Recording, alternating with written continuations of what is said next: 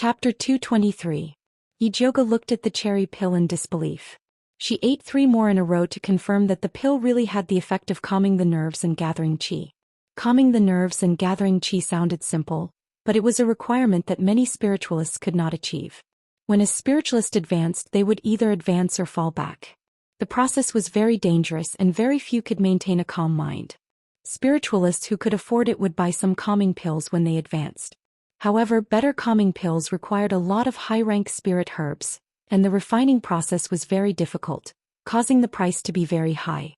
There were very few spiritualists who could afford it. However, this cherry pill actually had the effect of calming the nerves and gathering qi. It was a little weak, but there was a lot of it. The materials to refine this batch of cherry pill were much cheaper than a calming pill. Refine it well and you'll have a bright future. Xianxia had to admit that Yijioga was very talented in alchemy. The cherry pill had spiritual power and could calm the nerves. It was good for him, let alone ordinary people and spirit beasts. Of course, the delicacy was also an indispensable factor.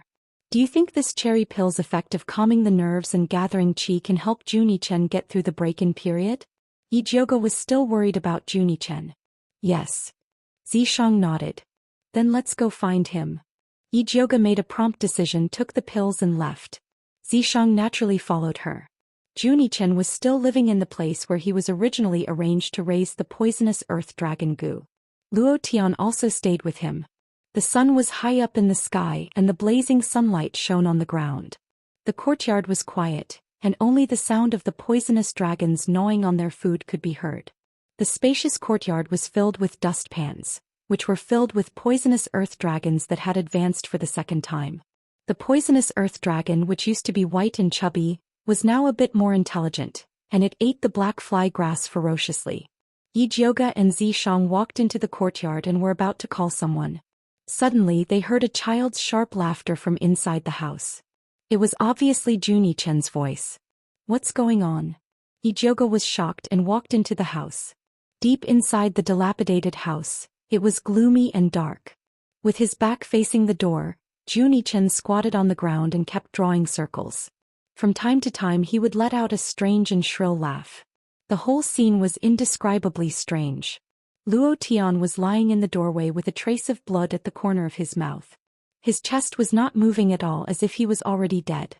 Luo Tian. Yijioga's eyes narrowed.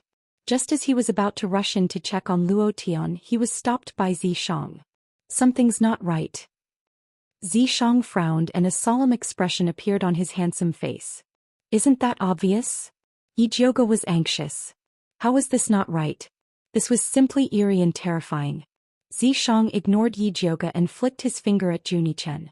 Before the black spirit force could even touch Junichen, it was repelled by an invisible force. Then Junichen's figure suddenly disappeared. In the next moment he actually pounced towards Yijioga like a ghost. Yijioga reacted very quickly, and a purple spirit light barrier appeared around him. Boom! The spiritual light barrier shattered into countless rays of light. Sharp nails appeared on Junichen's small hands. After breaking the spiritual light barrier, he directly stabbed towards Yijioga's chest. Yijioga's breath stagnated. She never thought that Junichen would kill her, but it was a bit too late to make a move now. Fortunately, Xianxia was by her side to protect her. His well-defined palm pushed outwards, and the black and purple spirit force turned into a shield that blocked Junichen's attack. After Junichen failed, he immediately retreated and wanted to escape. Xianxia lightly clenched his fist, and the black and purple shield suddenly exploded, turning into a giant net that enveloped Junichen. Oh. Junichen let out a beast-like howl and kept struggling in the giant net. Yijioga calmed down and looked carefully. Only then did he realize that Junichen's eyes were blood red, and his small face was very frightening.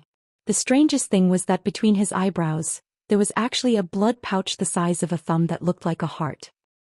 He's being controlled by the bloodthirsty ancestor. Xianxia immediately understood when he saw Junichen's eyebrows. The bloodthirsty ancestor was indeed shrewd and ruthless. He actually hid a move in that drop of blood essence. Junichen seemed to have successfully refined the bloodthirsty ancestor's blood essence, but in his weakened state he was fiercely attacked by the bloodthirsty ancestor, which was why he suddenly lost his mind and attacked Yijioga. Yijioga opened his spiritual eye and looked carefully at the blood pouch. He realized that it extended out many thin bloodlines that enveloped Junichen's head, and the only weak point was at the Dazui acupuncture point. Yijioga decisively took out the lightning fire needle, and after injecting spiritual energy he pierced it towards Junichen's Dazui acupuncture point.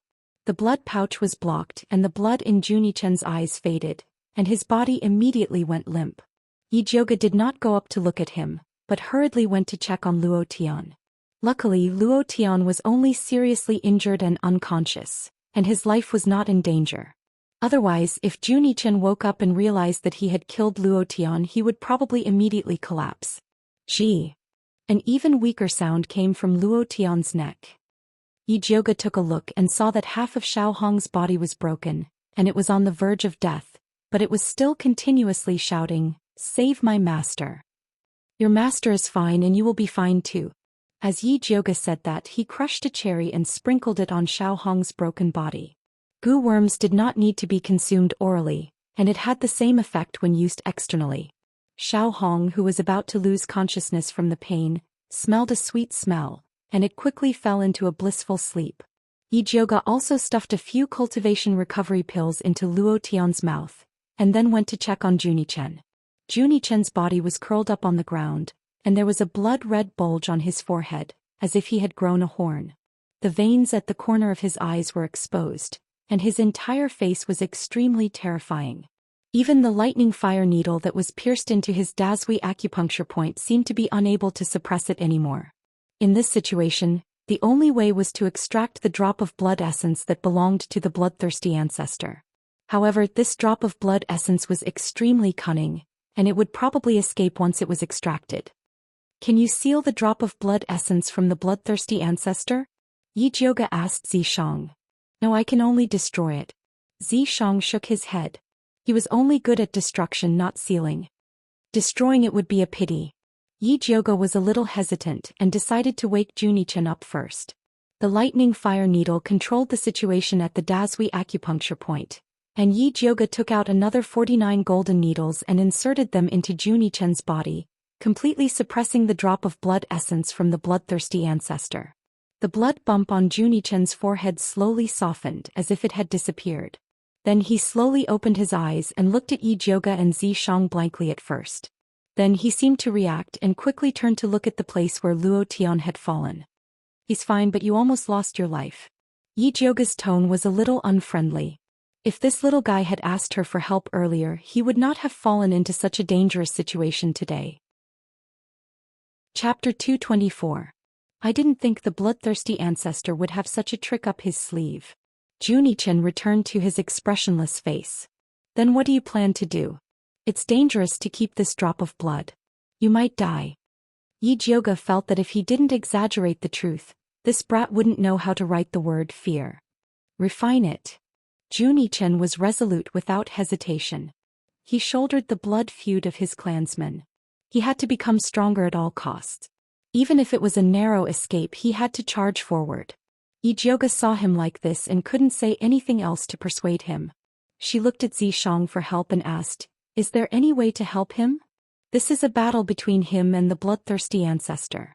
Zishang's expression was indifferent. If he couldn't even refine this drop of blood, how could he talk about revenge? "That's right. This is my hurdle. I can overcome it myself." Junichen stood up and pulled the thunderfire needle from behind his neck. The other golden needles fell to the ground. Yijioga made a hand seal and took back the thunderfire needles and golden needles. Then he took out the cherry pill that he had just refined and said to Junichen, "This is my new spirit beast pill. I hope it can help you." "Why is it red?" Junichen opened the bottle and looked at Yijioga in confusion. "This is a modified formula. I guarantee you'll be satisfied." Yijioga didn't explain. Only those who had tasted it would know. Junichen ate one doubtfully. Then his eyes widened in disbelief. It calms the nerves and gathers qi. Yijioga was slightly proud. It seemed that Junichen knew his stuff. Junichen didn't hear what Yijioga said. He poured a bottle into his mouth and swallowed it without chewing. The drop of blood also felt something was wrong. It split into two and turned into two blood-red tentacles that emerged from Junichen's forehead. Junichen sat down cross-legged. His abdomen began to bulge. A golden red light shot out from his abdomen and headed straight for the two blood-red tentacles. The two blood-red antennae shrank back and split into two as they began to flee in different directions. The golden red light chased after the one on the left and swallowed it in no time. The blood-red tentacle on the right suddenly burst forth, breaking through the skin on Junichen's neck and flying out. Junichen calmly opened his mouth, and the golden natal goo flew out aggressively. It opened its mouth wide and swallowed the escaping blood essence in one gulp. Jun Yichen's vital goo had already undergone a huge transformation. His head had completely evolved into a human head, and his face, which resembled Jun Yichen's, was filled with a triumphant expression. Apart from its head, it had even evolved to have two thin arms, and below that was its insect body. It flew back to Jun Yichen's head and laid there shouting, "Do you have any more of those cherry pills? Give me another stack." Jun Yichen silently raised his hand and poured 2 cherry pills into his mouth. The natal goose screeched and turned into a beam of golden light, entering Jun Yichen's mouth. "Did you succeed?" Yi Jioga asked. Jun Yichen nodded silently, then took out a red cloth bag from his bosom and threw it towards Yi Jioga. He was actually extremely grateful for Yi Jioga's help, but his awkward personality prevented him from saying any words of thanks, so he could only express it with his actions. Zishang grabbed the cloth bag and opened it. It turned out to be half a treasure map. "Brat, at least you know what's good for you." Yi Jioga unceremoniously put away the treasure map. "I still need to consolidate my cultivation. I'll leave Luo Tian to you." Jun Yichen was even more impolite than Yi Jioga. After throwing Luo Tian to Yi Jioga, he prepared to return to his room to continue cultivating. "Wait, have you finished helping me with Dongfang K's matter?" Yi Jioga called out to him. "Dongfang K's poison has been completely removed," Jun Yichen said without turning his head, then entered the room and closed the door. Yi Jioga couldn't just leave him like that, so he could only helplessly stand guard at the door. "Sit here." Zishang waved his hand and 2 chairs appeared in front of them. Yi Jioga and Zishang sat side by side, then asked, "What do you think Bloodthirsty Ancestor will do after he receives the news that we're going to attack Blood Cloud Peak with great fanfare?" Zishang pondered for a moment, then said, "He'll probably think about how to use this opportunity to eat more people. He's treating us like vegetables." Yi Jioga didn't believe that Bloodthirsty Ancestor was that strong. If he was really that strong, he would have ascended to the heavens long ago. Why would he stay in Blood Cloud Peak? "If it's me, that's what I'll do," Zishang said matter-of-factly. "I'm not asking you, I'm asking Bloodthirsty Ancestor." Yi Jioga was speechless. "I'm not Bloodthirsty Ancestor. If you want to know, go ask him yourself." Zishang refused to answer Yi Jioga's stupid question. Blood Cloud Peak Blood Pool. Bloodthirsty Ancestor was currently cultivating in the large blood pool in the center. Lu Yunfei and Old Man Su's bodies were soaking in 2 small blood pools beside him. At this time, more than half of their bodies had dissolved, leaving only 2 heads floating above the blood pool. The scene was extremely terrifying. Soon, the 2 heads dissolved as well, turning into 2 extremely thick bloody lights that gathered at the center of Bloodthirsty Ancestor's body. These 2 bloody lights were the most critical moment of his cultivation method. Bloodthirsty Ancestor calmed his mind and prepared to fuse with them. However, at this moment his heart suddenly shrank and the meridians in his body froze. As soon as the 2 bloody lights entered, the rest immediately disappeared. Damn it! Bloodthirsty Ancestor's cultivation failed, so he went crazy with anger. The blood pool bubbled like boiling water. He had never thought that at the critical moment of his cultivation, that drop of lifeblood essence would be completely absorbed by someone else. Even the contingency he had left behind was eliminated. Skinny Monkey was guarding outside. Hearing the Ancestor's rage inside, he was shocked. He had been guarding Bloodthirsty Ancestor for so many years, but he had never seen the old man make a mistake during his cultivation. "Ancestor, what's wrong?" Skinny Monkey didn't dare to rush in, so he could only shout anxiously from outside. "I'm fine." Bloodthirsty Ancestor's chest throbbed violently, but he quickly suppressed this emotion. Bloodthirsty Sect wasn't a solid piece of iron. His disciples were all jackals and wolves. He couldn't afford to make any mistakes. He couldn't let them know that he had made a mistake during his cultivation. Bloodthirsty Ancestor couldn't help but think of the plan he had been planning for a long time.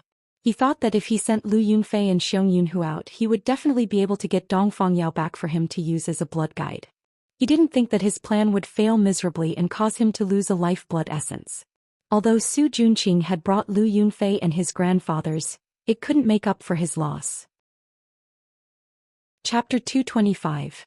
If Ancestor Bloodthirsty wasn't worried that killing Su Junqing would affect the morale of his disciples, he would have killed the kid to train as well. However, it was a critical time to fight against the spiritualists. He not only had to keep the kid under control, but he also had to give him some rewards to let his subordinates know that as long as they worked well for him, there would be many benefits. Ancestor Bloodthirsty quickly made up his mind. He stood up and left the blood pond, calling for Skinny Monkey. "Ancestor, what are your orders?" Skinny Monkey bowed and asked politely. "Su Junqing did a good job this time. Bring out blood slave number 13 and give it to him." Ancestor Bloodthirsty took out a red flower-shaped seal and threw it to Skinny Monkey. Skinny Monkey's heart jumped when he caught the seal. Blood slave number 13 was Yi Yunji. Su Junqing had sent Yi Yunji to the ancestor to please him. Now the ancestor gave Yi Yunji to Su Junqing. What did he mean? What? Is there a problem? The ancestor looked at the silent Skinny Monkey with a trace of doubt in his voice. Skinny Monkey immediately came back to his senses and said, "I just can't remember who blood slave number 13 is." "The one with the red mole between her eyebrows." Ancestor Bloodthirsty remembered clearly. "What's her?" Skinny Monkey suddenly understood and then showed a wretched and regretful expression. "My brothers thought that the blood slave would definitely go to the blood cave. I'm going to be disappointed." "What's there to be disappointed about? Send my message. After we resist the Spiritualist Alliance's attack, they can use my blood slaves as they wish," Ancestor Bloodthirsty said generously. "Thank you, Ancestor." Skinny Monkey was overjoyed and immediately flattered him again. "Old Ancestor is mighty. With you here we will definitely defeat those rookies from the Spiritualist Alliance and give our blood-sucking sect more blood resources. Alright, stop flattering me. Go and do your work." Ancestor Bloodthirsty waved his hand impatiently. Yes. Skinny Monkey immediately bowed and left. He didn't dare to delay and immediately took the seal to the 100-Flower Palace. Yunji was secretly cultivating. Hearing Skinny Monkey call for her, her heart jumped. Ancestor Bloodthirsty should be cultivating right now. He shouldn't be looking for a blood slave to serve him. Did something happen? She was anxious and her face showed a bit of worry. Seeing Skinny Monkey, she asked nervously, "Brother Skinny Monkey, what happened?" "The old ancestor wants to give you to Su Junqing," the Skinny Monkey said in a deep voice. "To who?" Yunji thought she had heard him wrong. "Su Junqing." Skinny Monkey-like emphasized. "Why is he here?" Yunji felt a chill rising from the soles of her feet, making her whole body feel cold. But at the same time, a ball of fire was lit in her heart, burning her to the point that she had to breathe heavily to avoid suffocating to death. Skinny Monkey Man knew the grudge between Yi Yunji and Su Junqing. He could understand her pain, so he told him how Su Junqing had brought his grandfather to bloodthirsty progenitor. To even his own grandpa Su. Crazy as, Skinny God Skinny Yi sighed. Although he wasn't a good person and had harmed many people for the sake of cultivation, at least he wouldn't do anything to his family. He would also do his best to protect the people he wanted to protect. Su Junqing, Yi Yunji murmured. She wanted to bite the name and swallow it with her blood. Su Junqing, Yi Yunji muttered to herself. It was as if she wanted to crush the name and swallow it with her blood. Su Junqing, Yi Yunji murmured. She seemed to want to bite the name and swallow it with her blood. "Don't do anything stupid." Skinny Monkey was worried that Yi Yunji would do something wrong. "You don't have to worry too much. You are a gift from the patriarch. Su Junqing would never dare to kill you," Skinny Monkey said softly. "I would rather he killed me." Yi Yunji's voice sounded like she was weeping blood. Tears flowed down her fair and beautiful face. Her tears were sincere, but most of them were for Skinny Monkey. The Skinny Monkey-like man was distressed. He quickly comforted Yi Yunji. "I know you're upset. But don't worry, Su Junqing won't live for long. After we defeat the Spiritualist Alliance, the ancestor will not spare him." Skinny Monkey had served Ancestor Bloodthirsty for many years. He knew what Ancestor Bloodthirsty was thinking. He knew that Ancestor Bloodthirsty would not tolerate a failure like Su Junqing. "I hope I can live until then." Yi Yunji wiped her tears and took out something from her pouch. She gave it to Skinny Monkey and said, "Brother Skinny Monkey, thank you for taking care of me. I don't have anything to thank you, so take this as a memento." Skinny Monkey took it and saw that it was a small wooden carving. The carving was of a lively monkey.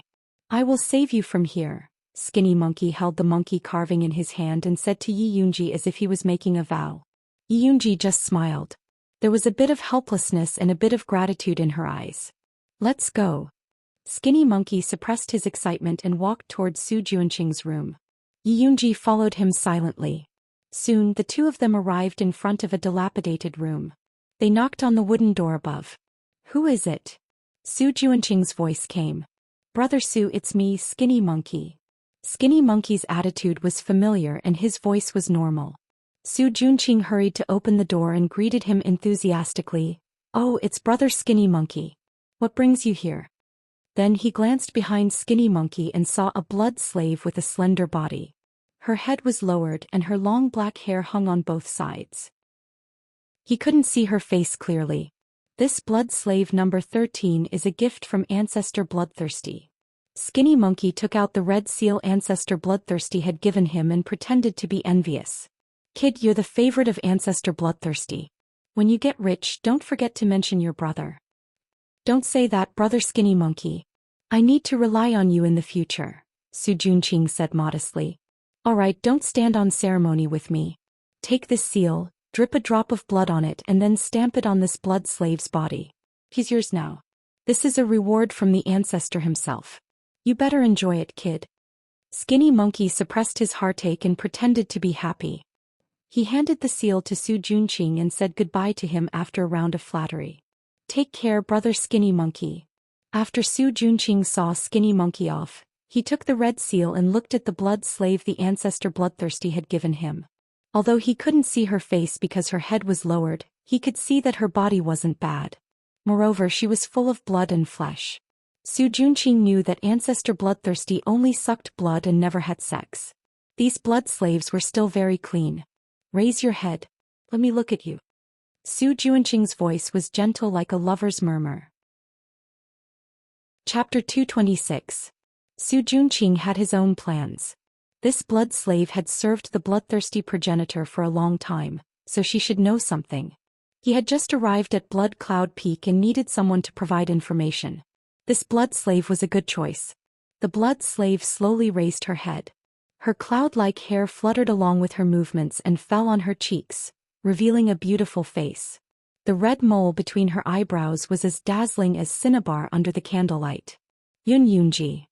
Su Juanqing's eyes widened as he looked at Yi Yunji in disbelief. Why wasn't she dead yet? "Sir Su, long time no see." Yi Yunji's resentful voice sounded in the room as if it was calling from hell. "Yunji, are you all right?"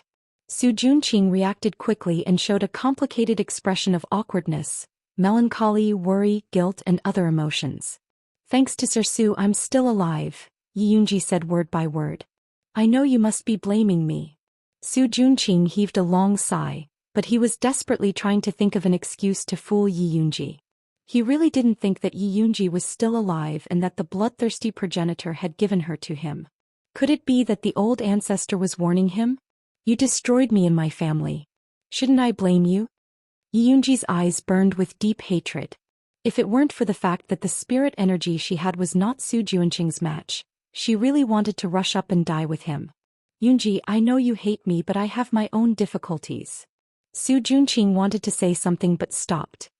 He sighed painfully and said helplessly, "You've been in bloodthirsty sect for a long time, so you should understand my situation. I'm just a dog in bloodthirsty sect. I have to obey the progenitor's orders." "You mean that the progenitor forced you to do all those dirty things?" Yi Yunji sneered. "The progenitor wants the treasure map. Your Yi family is guilty of possessing it. If it were someone else in bloodthirsty sect, your entire family would be captured and used as fertilizer. You wouldn't be able to escape." Su Juanqing's words were very skillful. He did not try to absolve himself, but this comparison showed that he had been lenient towards the Yi family. At least she and Yi were still alive. "In that case I should thank you." Yi Yunji was no longer the innocent girl from before. Of course she wouldn't believe Su Juanqing's nonsense. I know you resent me and I have nothing to say. Since old ancestor has returned you to me, I will definitely treat you well in the future and make up for my mistakes. Su Juanqing's handsome face was filled with gentleness and determination to make up for his mistakes. Ah, do you really think that ancestor gave me to you to reward you? Yi Yunji laughed sarcastically, then said with a malicious tone, actually he just wants to stabilize the morale of the army. After this incident you will die without a doubt. Su Juanqing's pupils shrank as he asked, what do you mean? You know forefather Bloodthirsty's temper very well. He doesn't accept losers. Yi Yunji looked at Su Juanqing's pale face and felt really good. The failure of the alchemy city plan has nothing to do with me. It's all because Yi Jioge is too cunning. For the forefather's grand plan, I even offered my own grandfather to him. Su Juanqing angrily said. What's the point of saying that to me? I'm not the forefather. Yi Yunji leisurely said. Su Juanqing's face was ashen. He knew that Yi Yunji was telling the truth. The forefather was an eccentric person and hated losers the most. Especially since the alchemy city plan was related to his advancement, he couldn't afford to make any mistakes. Lu Yunfei and Xiong Yunhu were both dead and he was the only one left alive. Su Juanqing originally wanted to take Lu Yunfei's corpse and escape, but his bewitching art had reached a critical point. He had to come back for the next merit law. After thinking about it, Su Juanqing finally came up with a way to use the old man as an apology. The bloodthirsty ancestor praised him for his filial piety. Although the forefather didn't punish him for his negligence, he didn't give him the bewitching art either. Su Juanqing already had a bad feeling in his heart, but Yi Yunji's words frightened him even more. Yunji, you have to help me this time. Su Juanqing pinched Yi Yunji's shoulder, his eyes flashing red. This was the sign of the bewitching art activating. Yi Yunji stared into Su Juanqing's eyes and began to feel dizzy. This familiar feeling immediately told her that Su Juanqing was using the bewitching art on her again. The bewitching art had a lot to do with the fact that she was so hell-bent on following this heartless man. She had been thinking about revenge day and night, so how could she not be on guard against Su Juanqing's move? Yi Yunji clenched her fists hidden in her sleeves. Her red fingernails smeared with heart-devouring powder pierced her palm. The unique pain of the heart-devouring powder immediately pulled her back to reality. Yi Yunji was clear-headed, but she still had a confused expression on her face. She answered Su Juanqing's question in a daze. The forefather's cultivation failed. The blood lotus is about to mature, the spiritualist alliance is waiting for an opportunity, and the bloodthirsty sect is wavering. Su Juanqing listened to the good news coming out of Yi Yunji's mouth, and his face revealed a crazy expression. In this way, not only could he take advantage of the alliance's attack on the bloodthirsty sect to get the complete bewitching art, but he could also get more benefits. Furthermore, he could obtain more benefits such as the precious blood lotus flower. Yi Yunji looked at Su Juanqing's undisguised greed with hazy eyes, and her red lips curved imperceptibly. Su Juanqing, I will definitely return the pain I've suffered to you 1,000 times over. Blood Cloud Peak was surging, but Shangjing was very calm. After Yi Jioge finished protecting Junichen, he left a bottle of essence cultivating pills and cherry pills for the awakened Luo Tian, and then returned with Zishang. As soon as he entered the gate, he heard buzzing sounds. A black and mighty fat insect flapped its wings and flew towards Yi Jioge, and complained discontentedly, "Where have you been? Master and I have been waiting for you for a long time." The feeling of being questioned by a goo insect was too fresh, so Yi Jioge replied very seriously, "I went to see Junichen, he had some problems with his cultivation." Black Overlord obviously did not care about the goo father that raised him, and instead surrounded Yi Jioge and shouted, "Where is my master's reward? Quickly give it to me." Since when could goo insects help their master get rewarded? Yi Jioge felt that these goo insects were becoming more and more temperamental. In order to encourage them to continue, she simply gave Yi Yu's reward to Black Overlord. This is the newly refined Spirit Beast Pill Cherry Pill. Yi Jioge took out a bottle of cherry pill. Black Overlord's small eyes shone with excitement, and immediately rushed up to hug the jade bottle that was even bigger than him, and then turned into a black light and disappeared. Chapter 227. As soon as Black Lord left, Yi Yu rushed out and asked anxiously, "Where's my Black Lord?" "He flew away with your reward." Yi Zhouge pointed in the direction where Black Lord had disappeared. That stupid Gu got ahead of me again. Yi was so angry that his face turned black. That Black Lord had no control over himself. Every time there was something delicious he would eat until he died. He could finish a bottle of spirit beast pills in 15 minutes. He was a typical Sunlight Clan member. When there was nothing left he was jealous of Little Red and the others and pestered Yi every day to buy more. How annoying. Puff. Do you want to get it back? Yi Zhouge asked irresponsibly. It's useless now.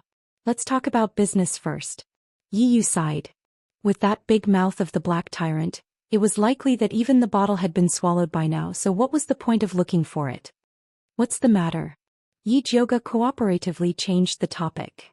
The Spiritualist Alliance is in a heated argument because of Grandmaster Dongfang's master-building pill. Many sects are trying to squeeze more people into their ranks. Right now it's very noisy. I don't know when it will be settled. If we wait for them, I'm afraid we'll have to wait for a very long time. Are you sure about the leader? Yi Zhouge asked. Yes, Gong Shifan is leading the team, Yi Yu said confidently. It's him. Yi Zhouge thought of the handsome uncle who had helped her out. He was not a simple character. If he was leading the team, the Spiritualist Alliance would not be able to make a fuss for long. Gong Shifan. Zishang suddenly said coldly. Obviously he remembered that it was the person who had helped Yi Zhouge when he was asleep.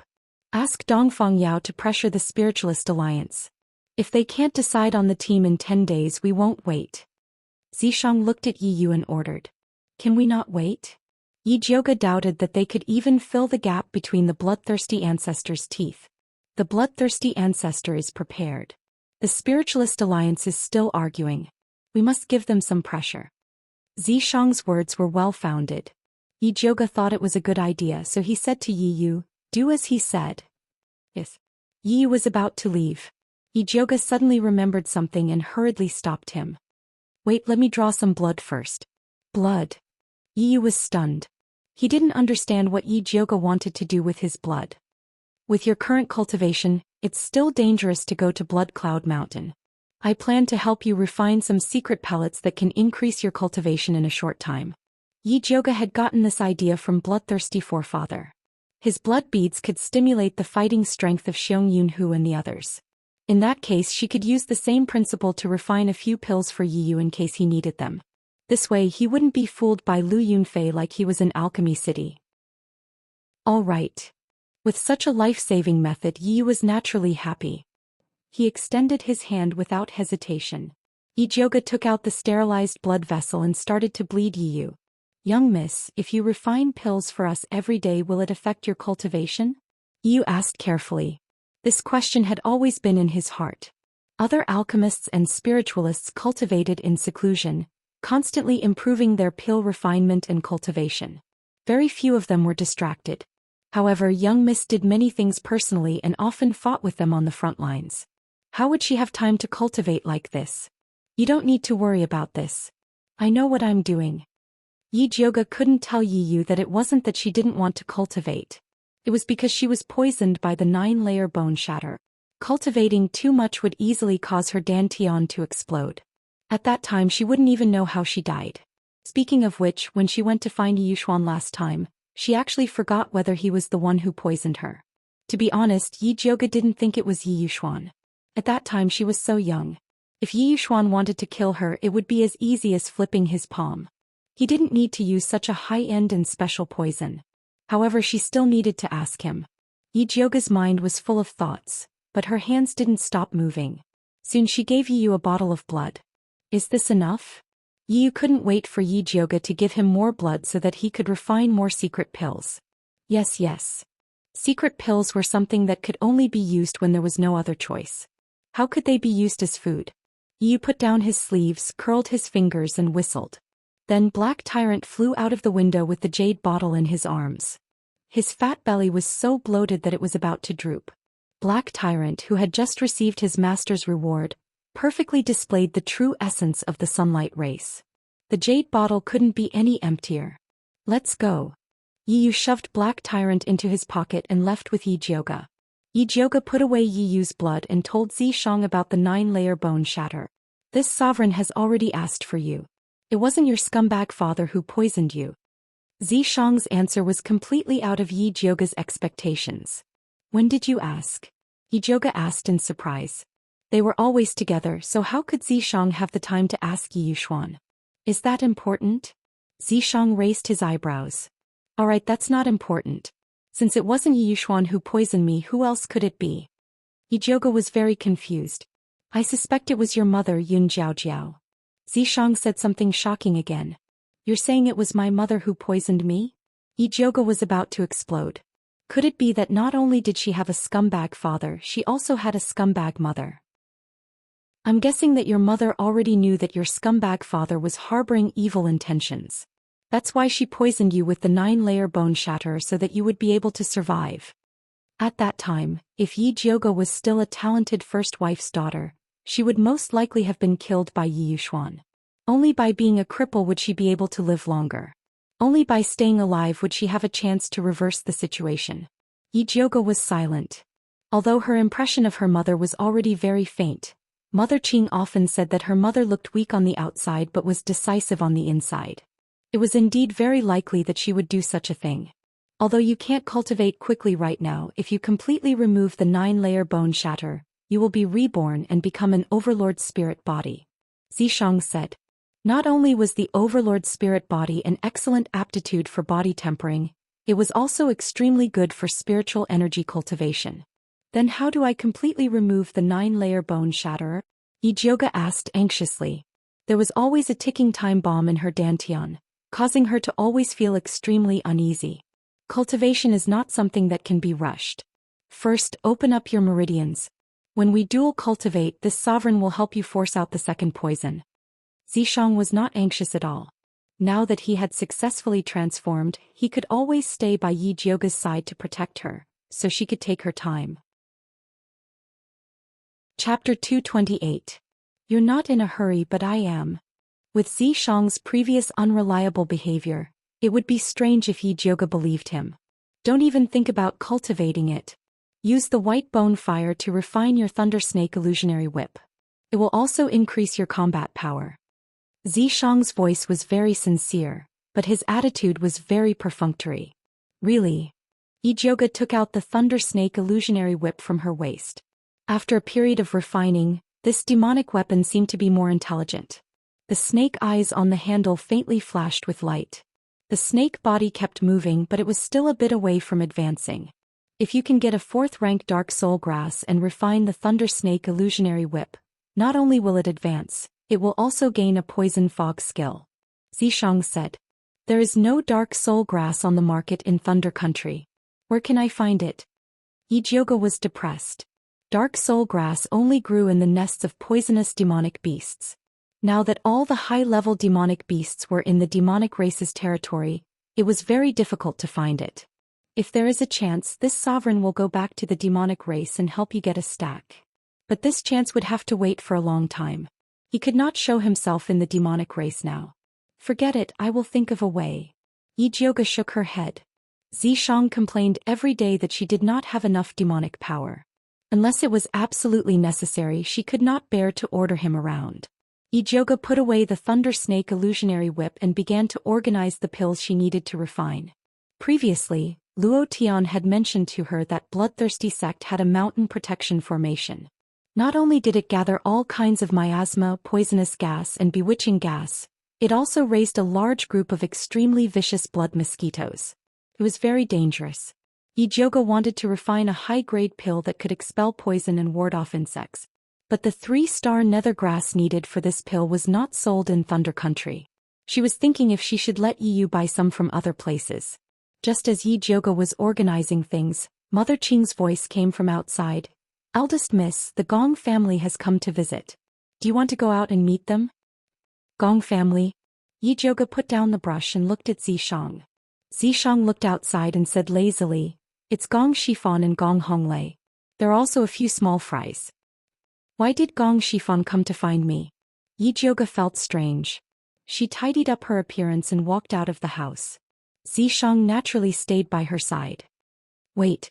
Yi Jiuge stopped and said to Zhang, observe from the shadows and act according to the situation.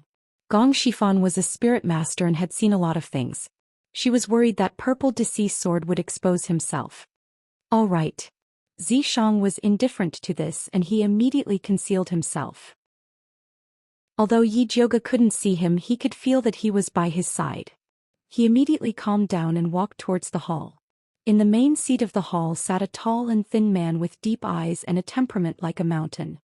His brows were filled with the vicissitudes of life, and his body had a very special attraction. It was Gong Shifan. Beside him was Gong Honglei. Behind them were a man and a woman who were both advanced spiritualists. The man was wearing blue clothes and was about 25 years old. He was quite handsome, but his eyes were a little unfocused.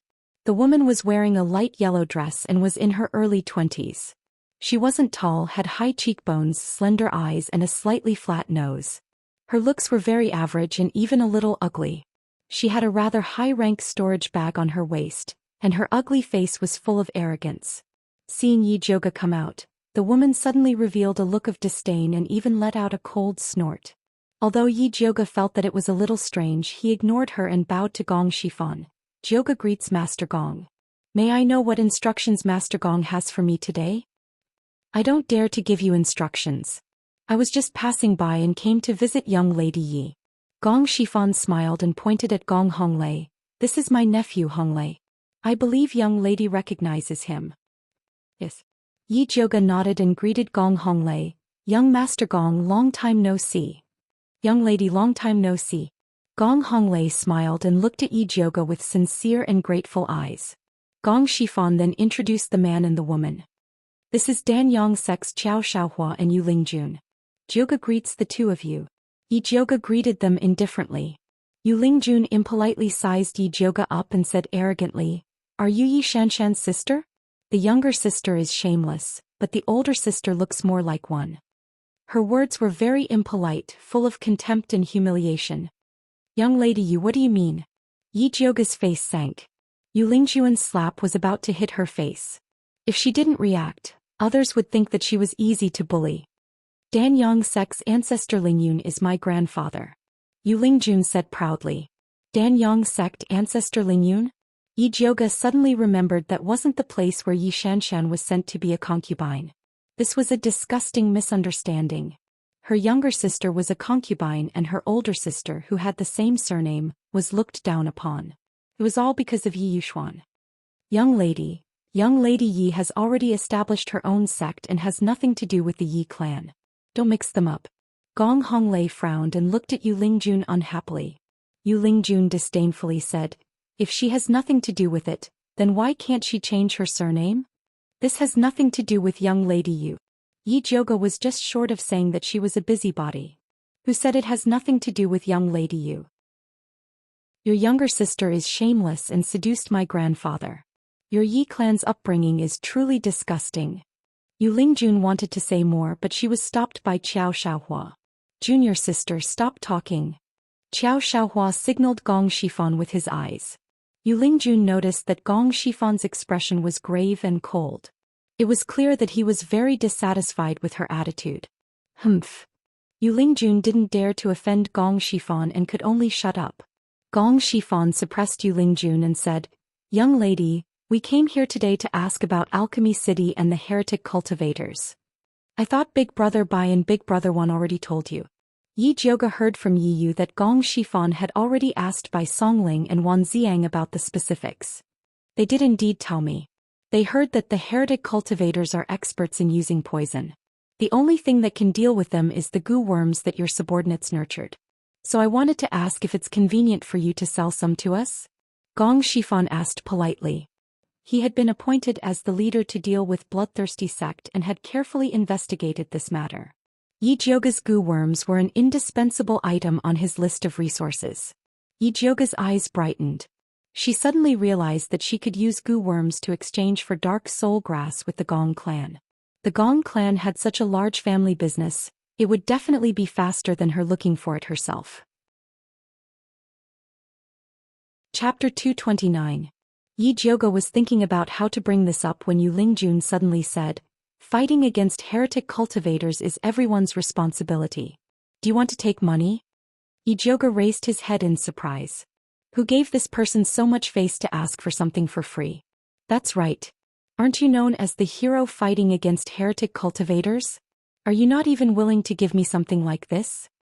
Yulingjun said matter-of-factly. He just didn't like Yi Jioge.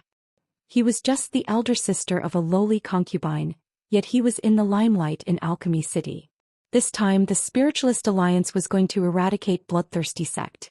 The competition in the alliance was so fierce that even her position was squeezed in with great difficulty.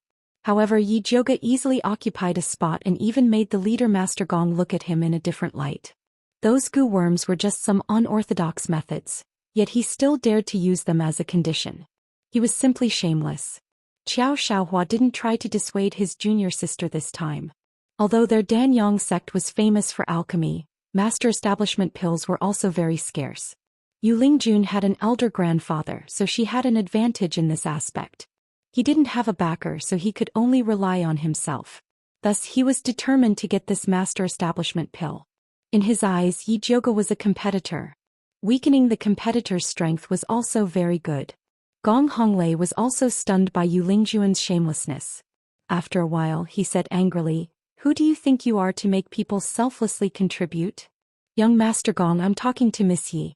Why are you so agitated?" Yulingjun's gaze swept back and forth between Gong Honglei and Yi Jioge. Then she muttered in a voice that everyone could hear, "The younger sister is shameless, but the older sister is no better." "You." Gong Honglei's face turned red with anger. If it wasn't for the fact that Yulingjun was a woman, he would have struck her. "Miss Yu, please behave yourself. Young Master Gong and I are just friends." After Yi Jioge solemnly clarified his relationship with Gong Honglei, he said to Gong Shifan, "But Miss Yu is right. Dealing with bloodthirsty sect is everyone's matter. Those who have the ability should contribute. I'm willing to give the goo worms for free." "Ske, isn't it just a goo worm? You speak as if it's something amazing." Yulingjun sneered. "Enough." Qiao Shaohua also felt that his junior sister's words were a bit too much and quickly pulled her back. "Miss Yi, you don't have to do this." Gong Shifan frowned. He regretted bringing the two idiots from the Danyang sect with him. "Master Gong, you don't have to be so polite. It's everyone's responsibility to fight against evil cultivators. If it were Miss Yu, she would do the same." Yi Jioge looked at Yulingjun with a smile. "Of course," Yulingjun replied proudly. "Since that's the case, there's something I need Miss Yu's help with. I have the recipe for a high-grade insect repellent pill that can resist the bloodthirsty sect's defensive formation. I'm just missing some 3-star serene grass. Miss Yu is in the Danyang sect, so I'm sure you won't be lacking in spirit herbs. You'll definitely be willing to contribute them." Yi Jioge smiled as he dug a hole for Yulingjun. Gong Honglei could already tell that Yi Jioge was digging a hole for Yulingjun to jump into. He was very willing to help her, so he said loudly, "Miss Yi can actually refine this kind of spirit pill. That's great. This way we have more confidence in dealing with the bloodthirsty sect." With that, Gong Honglei turned to Yulingjun and said, "Miss Yu, this 3-star serene grass is all up to you. Don't just say it and not do it." Yulingjun's expression changed and she quickly said, 3-star serene grass isn't cheap, you. Miss Yu, don't tell me you want me to contribute even the pill recipe." Yi Jioge interrupted Yulingjun's words. Yulingjun really did have this idea. Gong Honglei rushed to say again, "Miss Yi is worrying too much. The Danyang sect has so many pill recipes, but I haven't seen them contribute any. In other words, if you want someone else to contribute a pill recipe, you should take one out if you have the ability." Yulingjun's expression changed again. Pill recipes were a secret. Even if her grandfather was the patriarch of the Danyang sect, he couldn't break this rule. Qiao Shaohua saw that the situation was bad and quickly said, "Young Master Gong, the 3-star serene grass is expensive. We are just disciples of the Danyang sect, so we can't make the decision." "Is that so? When the two of you made the decision to ask Miss Yi to contribute her goo worms, you were quite loud." Gong Honglei didn't give these two any face at all. Although the Danyang sect was also a large sect, the Gong family wasn't to be trifled with. There was no need to give them face. "How can those goo worms compare to the 3-star serene grass?" Yulingjun said angrily. The 3-star serene grass was a rank 3 spirit herb. It wasn't easy to cultivate it, so it was impossible for their sect to give it away casually. "Miss Yu, you're wrong. Everyone is showing their sincerity for this mission. The price is the sincerity, and my goo worms might not be worse than your 3-star serene grass. The market price of 3-star serene grass is less than 1,000 taels of gold each. My goo worms are priceless, Yi Jioge said coldly. You have the cheek to ask for a few stupid worms? Yu Lingjuan's face was full of anger. She wanted to go forward and give Yi Jioge 2 slaps. Enough. Gong Shifan was really angry this time. The pressure of a spirit master crushed towards Yu Lingjun and Xiao Xiaohua. Either the Danyang sect hand over 2 caddies of 3-star serene grass or you can scram. I don't need people who go back on their words. Master Gong, how can you do this? Yu Lingjun was so angry that her face was distorted. She was the direct disciple of the Danyang sect. Master Gong was actually chasing her away for the sister of a lowly concubine. Master Gong, my junior sister is young and insensible. Please forgive her. Xiao Xiaohua could see that Gong Shifan was really angry. If he persisted, he might really be kicked out. This was an opportunity that he had fought so hard for. He definitely couldn't take it back. Since it was Yu Lingjuan's fault, he could only let her bear it herself. I'll give you 3 days to prepare. Gong Shifan said coldly. Yes. Xiao Xiaohua nodded helplessly and said to Yu Lingjun, Junior sister, let's go back first. Yu Lingjun stomped her feet and glared fiercely at Yi Jioge before turning around and leaving. Gong Honglei looked at the backs of the 2 of them and said angrily to Gong Shifan, Third uncle, these 2 people simply don't know what they're talking about. Are you really going to bring them along? If they're really willing to take the 3-star serene grass. Gong Shifan was non-committal. It's best if they're willing. Without the detoxification and insect repellent pill, it will be very difficult for us to deal with the bloodthirsty sect's protective mountain formation. Yi Jioge didn't just dig a hole to deal with Yu Lingjun. Chapter 230. I wonder if young Miss can explain this mountain guarding formation in detail? Gong Shifan's expression became serious. Their spiritualist alliance didn't have any information about this mountain guarding formation. Of course. Yi Jioge didn't hide anything and told him everything that Junichen told her. Gong Shifan was shocked when he heard that this formation was filled with obstacles and poisonous gas, and there were many hidden blood-sucking mosquitoes. It's actually so powerful. Yes, so I have to refine this poison-repelling and insect-repelling pill. Others didn't care, but Yi Jioge definitely had to refine it. Danyang sect doesn't have enough 3-star serene grass. I'll give you another batch. Please help me refine a batch of pills for 30 people. As for the goo worms I mentioned earlier, I'll buy them from you under my own name. Just name the price. Gong Shifan requested solemnly. He never thought of taking advantage of Yi Jioge. Master Gong is indeed straightforward. Forget about the payment. If possible, I hope you can help me find a dark soul grass. Yi Jioge was advancing by retreating. Gong clan had their own elixir shop in Baimu City. They definitely had a way to get it for her. No problem. Gong Shifan nodded without hesitation. Dark soul grass was precious, but it was worth it to win over Yi Jioge. Thank you. Yi Jioge nodded. It was easy to do things with straightforward people. Our team has about 15 people and will set off in 10 days. What's young Miss Ye's plan? Do you want to come with us? Gong Shifan asked. No need, we'll set off 5 days in advance. We'll go check the situation there first and meet up then. Yi Jioge originally wanted to move with Gong Shifan, but Yu Lingjuan's attitude made her change her mind. If the righteous sects were all arrogant people like this, she wouldn't go looking for trouble. Right. Gong Shifan knew that Yu Lingjun and Xiao Xiaohua disgusted Yi Jioge, so he didn't force her and changed the topic. I heard Master Yun sent an expert to protect you, is that true? Yes. Yi Jioge nodded. I wonder if First Miss can introduce me? Gong Shifan said with a smile. Sorry, he's not in the residence. Yi Jioge said apologetically. That's a pity. Gong Shifan smiled regretfully. If there is a chance, I will bring him to visit you. Yi Jioge said politely. She still needed the help of the Gong family for her dark soul grass, so she still had to say some polite words. I will definitely welcome you with open arms.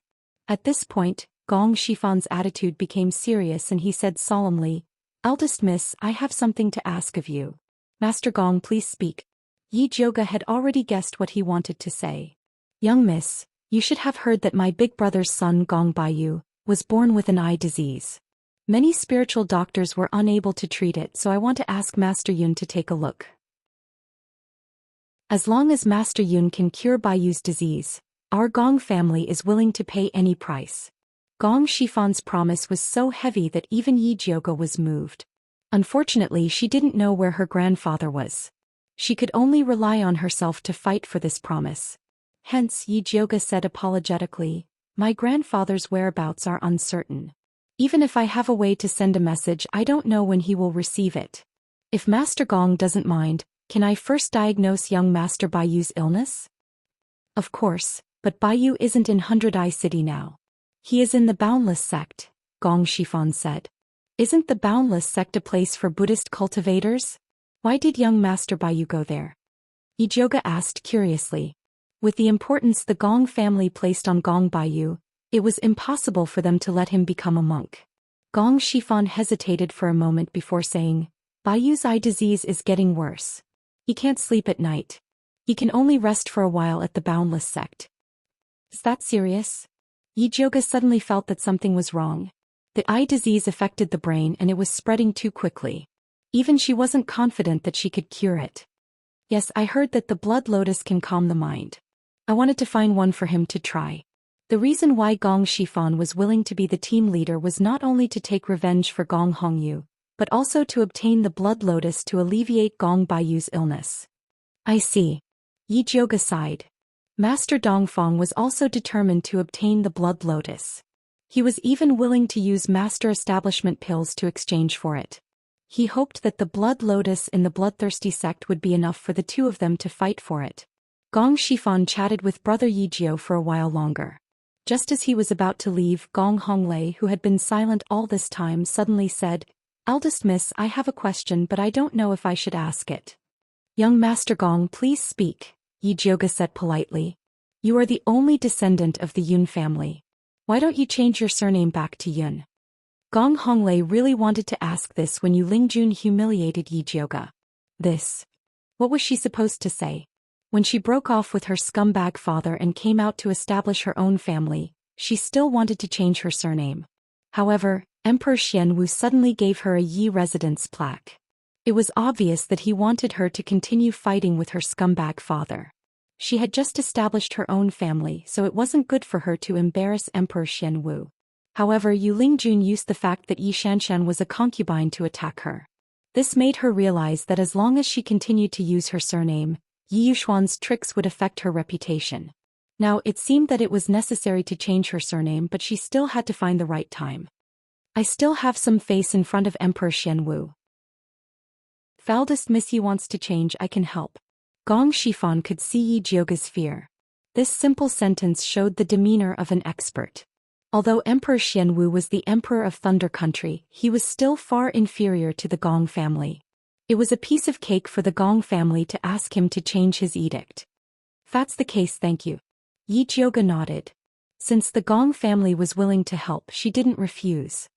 "I'll get someone to send the 3-star nethergrass and the dark soul flower over later." "I wonder if eldest miss is free in the afternoon?" Gong Shifan asked. "I'll be at home for the next few days." Yi Jiuge nodded. "It's getting late. We'll leave first." Gong Shifan said goodbye and left. In the afternoon, the Gong family sent the 3-star nethergrass and the dark soul flower over. There were only 3 to 4 portions of the 3-star nethergrass. This was the Gong family's reserve in Thunder Country. The rest was being urgently deployed. It would take about 2 more days. There was enough dark soul grass. It was a box full of black spiritual herbs. The dense spiritual energy it emitted was like a black fog. The quality was very high. Gong Shifan was indeed a straightforward person. After Yi Jiuge got the 3-star nethergrass, she prepared to make a cauldron of poison and insect-repellent pills. As for using the dark soul grass to forge the thunder snake illusionary whip, Zishang took over. Chapter 231. In the alchemy room, Yi Jiuge stood in front of the small bronze cauldron and focused on controlling the white bone fire for the final stage of core formation. The cauldron emitted a white glow as the medicinal liquid quickly condensed into dozens of white pills. When the cauldron was opened, an extremely cold aura rushed out and the temperature in the room immediately plummeted. "This Yin pill is not bad." Zishang raised his eyebrows. It was his first time refining such a difficult Yin pill, yet it was so perfect. Xiao Zhoge was indeed amazing. Do you think Gong Shifan will dare to eat it if he knows it's a yin pill? Yi Zhoge asked Zishang worriedly. She did not tell Gong Shifan that the poison and insect repellent pill she refined was a yin pill. This was because the yin pill was not suitable for spiritualists and would feel uncomfortable eating it. However, the bloodthirsty sect's protective formation was too powerful and spirit pills could not resist it. Only the yin pill could fight poison with poison. He would be stupid if he doesn't eat it. Zishang did not think Gong Shifan was a fool. The greatest effect of the yin pill Xiao Zhoge refined was not to expel poison and insects but to kill them. After consuming this yin pill, no matter what poison entered the body, it would immediately be metabolized and form poisonous sweat on the surface of the body. Mosquitoes would die if they touched it. This was the pill she specially researched based on the bloodthirsty sect's protective formation. You're right. Since I've already refined the pill, it's up to them whether they eat it or not. As Yi Zhoge spoke, she put away the yin pill in the cauldron.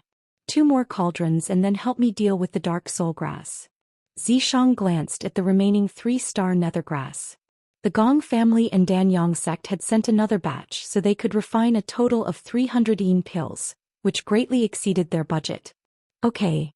Yi Zhoge quickly refined the remaining 3-star nether grass and went to help Zishang sort out the dark soul grass. Each dark soul grass was only the length of a pinky and was completely black. The thicker the mist emitted, the more poisonous it was. What Yi Zhoge needed to do was to use the white bone fire to extract the poison from the dark soul grass. Zishang stood in the corner and injected demonic power into the thunder snake illusionary whip. As the black and purple light poured into it, the thunder snake illusionary whip seemed to have awakened. Its snake eyes flickered with a cruel light. It nimbly flew out of Zishang's hand and circled around Yi Zhoge. Yi Zhoge set up a 3-finger-wide, 1-foot-long iron plate in the middle of the pill refining room. He then placed all the dark soul grass on it and summoned the white bone fire to roast the grass. Every time a dark soul grass burned out, it would turn into a cloud of black mist and try to escape. But before they could drift far away, they would be swallowed by the lightning snake illusory whip. More and more black fog appeared and fled in all directions. The thunder snake illusionary whip's movements also abruptly sped up. It moved around the house like a black lightning bolt, swallowing all the black mist into its mouth. Its originally silver-white body was gradually dyed with black mist, making it look even more ferocious. Zishang had been paying close attention to the lightning snake illusionary whip's movements.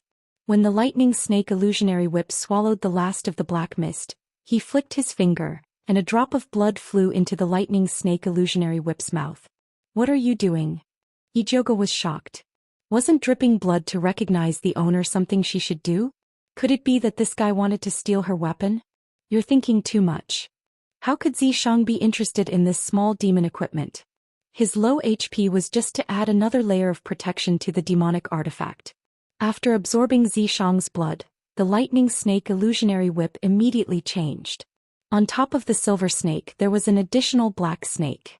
The snake's head intertwined with the neck and the snake's body intertwined, extending downwards. Try it. Zishang threw the lightning snake illusionary whip to Yi Zhoge. After Yi Zhoge received it, she inserted her spiritual energy into it. The lightning snake illusionary whip immediately expanded, and a silver-white light shone, completely enveloping the black snake. After the upgrade, the lightning snake illusionary whip had even more attack power than before. But Yi Zhoge felt that it shouldn't be just that. She put her index finger into the snake's fang on the handle. After absorbing blood, the lightning snake illusionary whip changed into a demon equipment. In an instant, it became completely black, and its attack was incomparably strange. As long as one was hit, they would immediately die from poison. If it was at night, it would definitely be impossible to defend against. Yi Zhoge was very satisfied with this. I placed a seal inside.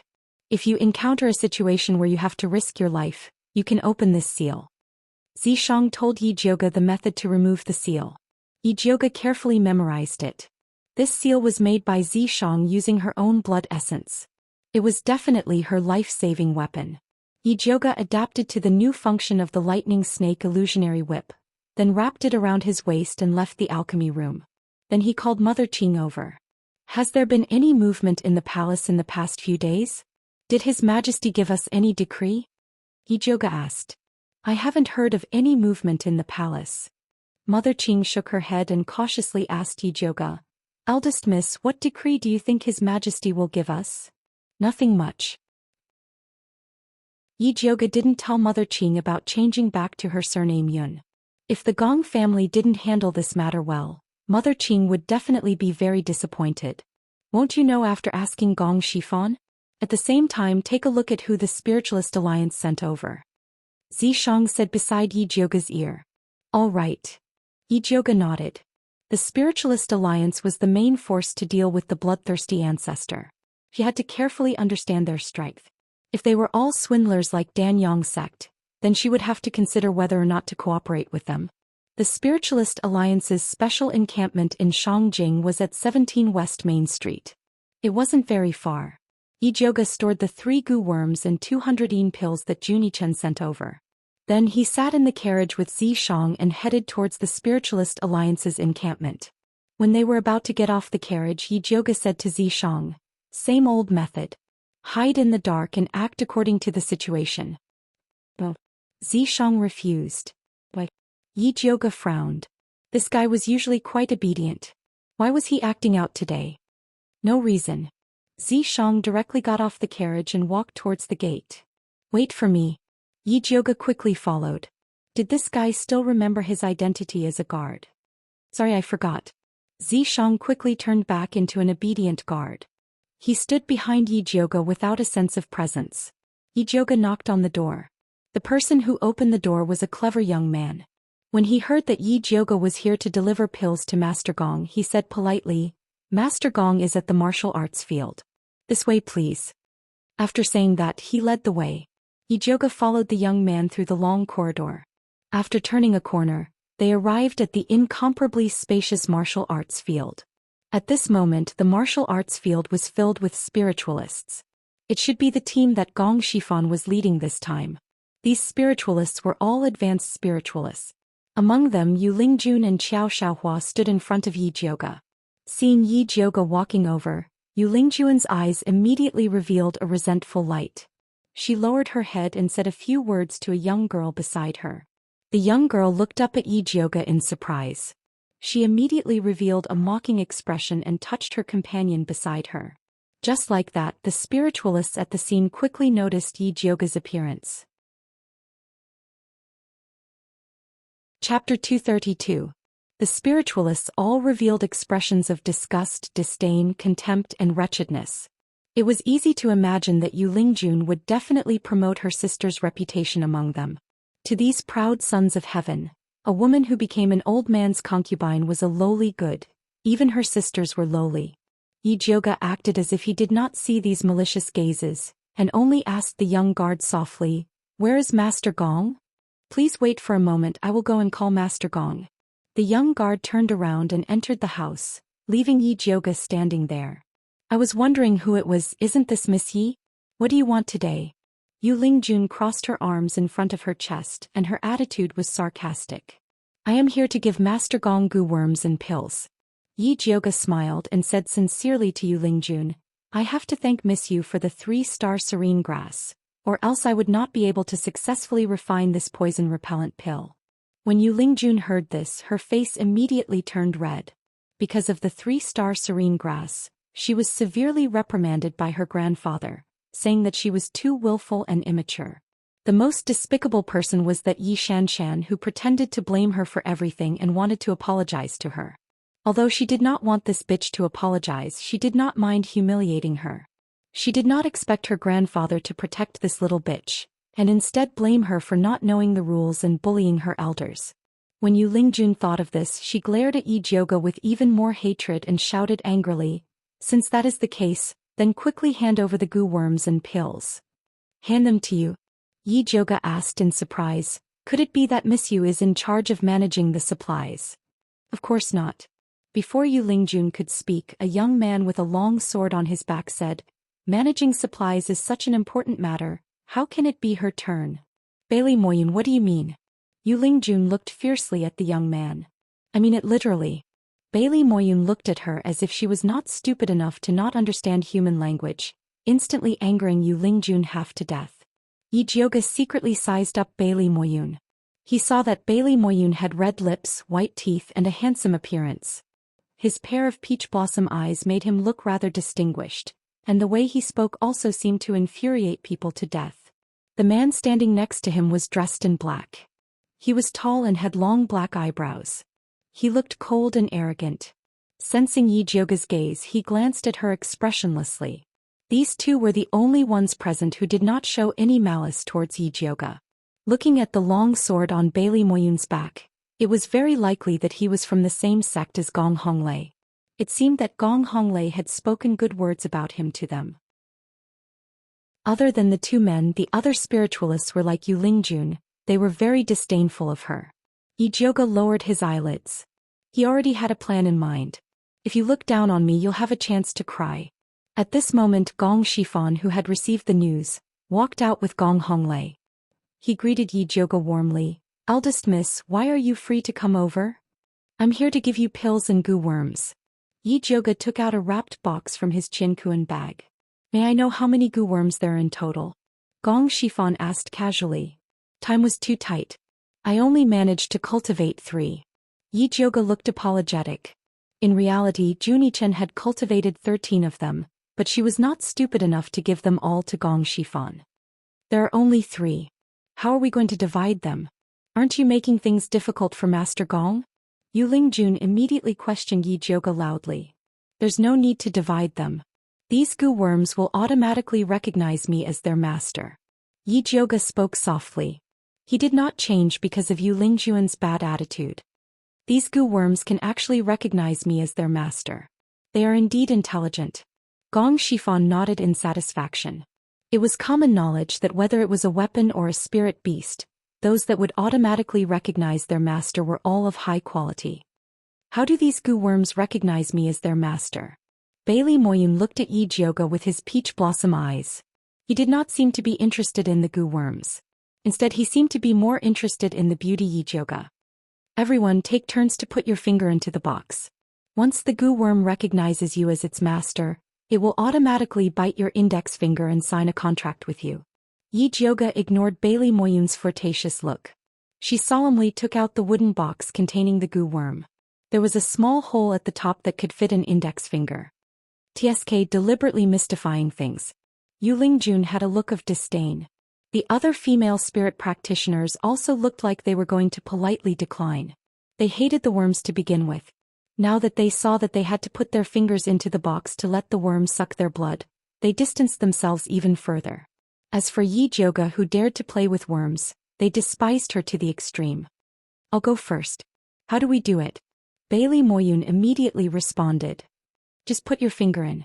Yi Jioga handed the box over. Bailey Moyun raised his slender and fair index finger. Under everyone's gaze, he slowly inserted it into the box. Bailey Moyun's handsome face immediately revealed an expression of surprise. "What's wrong?" Gong Honglei quickly asked. "It hit." Bailey Moyun withdrew his finger. There was a small wound on it. Then a black shadow flew out of the box like lightning. It landed on Bailey Moyun's arm and quickly turned into a cocoon. Then it quickly broke out of the cocoon. It was a goo worm that looked like a peach-red bird. It had a pointed small beak, intelligent black eyes, peach-red feathers, and was only the size of a thumb. It was extremely cute. "Oh my god, it's so cute."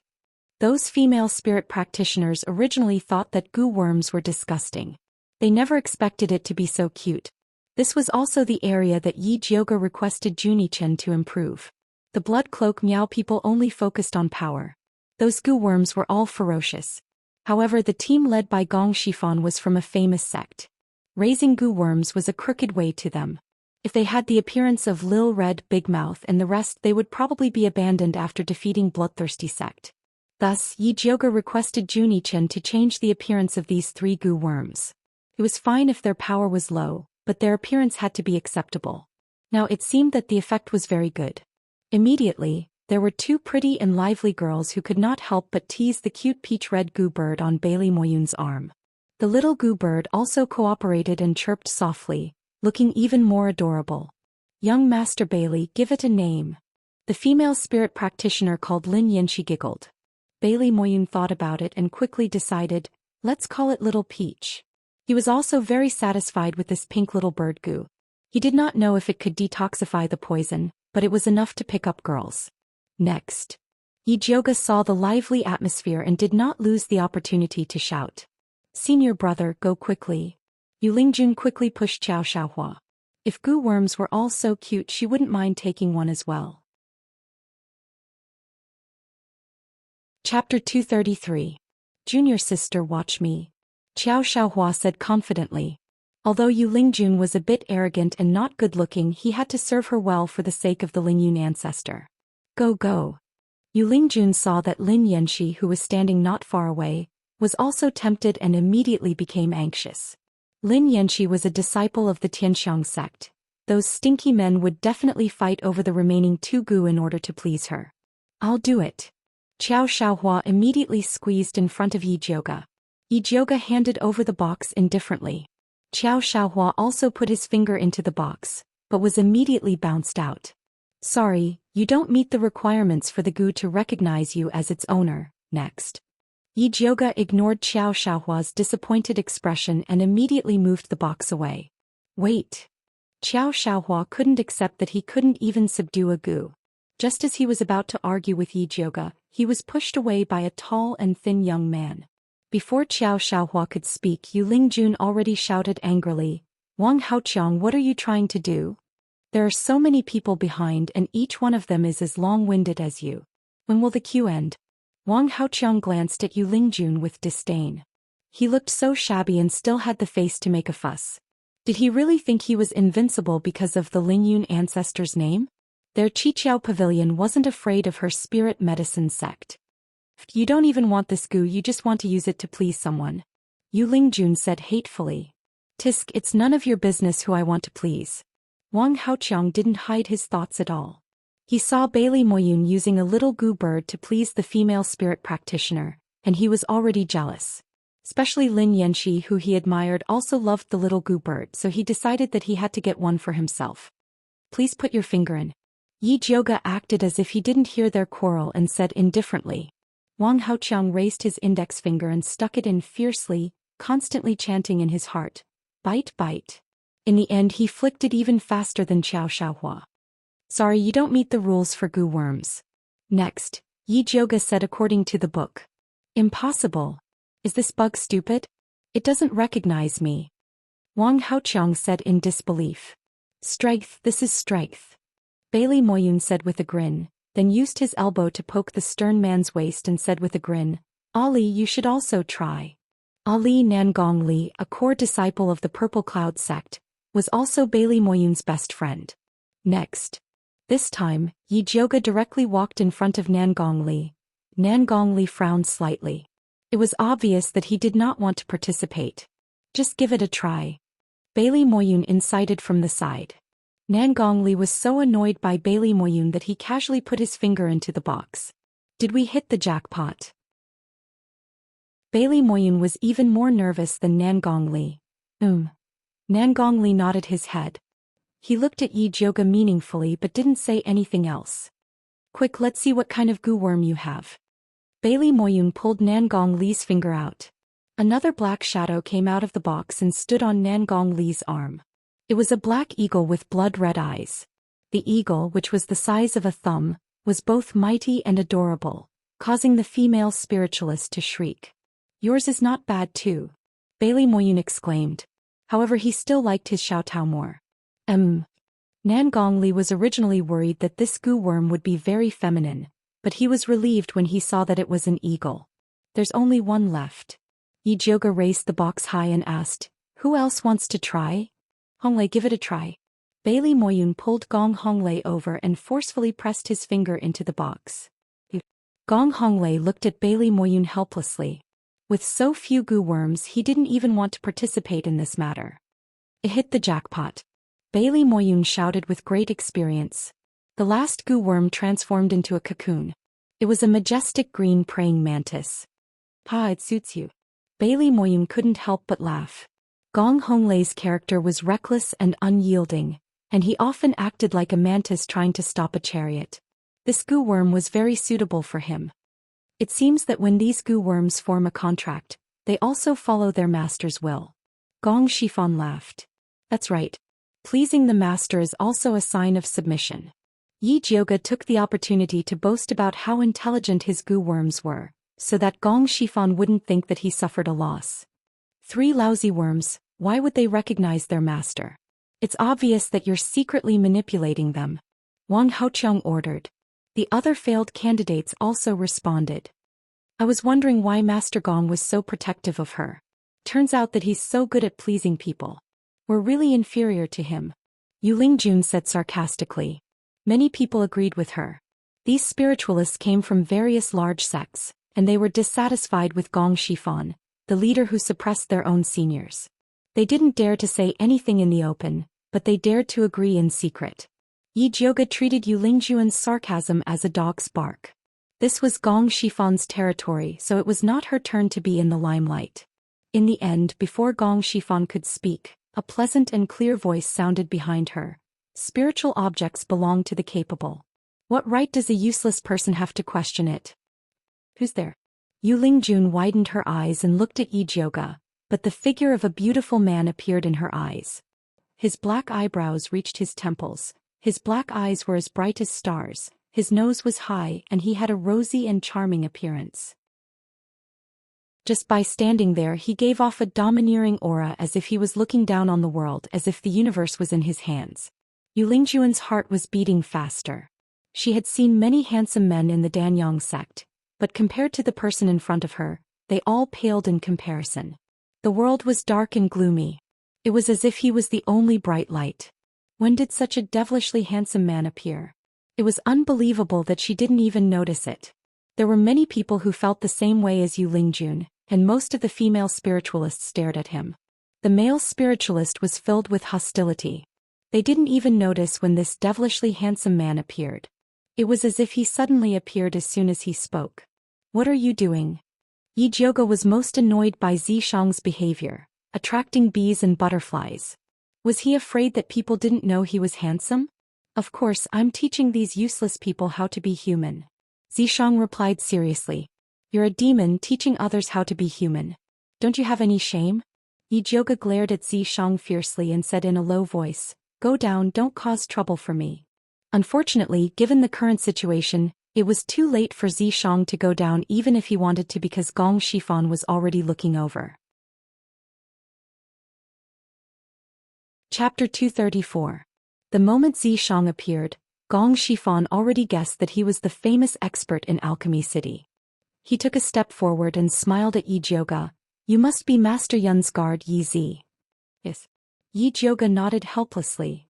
I heard that Brother Yi Zi defeated a demonic cultivator by yourself in Alchemy City. You do live up to your reputation. Gong Shifan praised. I heard that Master Gong's team is made up of elites from various sects, but they don't live up to their reputation. Zishang's tone was full of disdain. Gong Shifan frowned and looked at Yi Jioge. Aren't you going to control your guard? Easy, stop it. Yi Jioge's scolding was not threatening at all. She could tell that Zishang was here to cause trouble. How could she, the fake master, control him?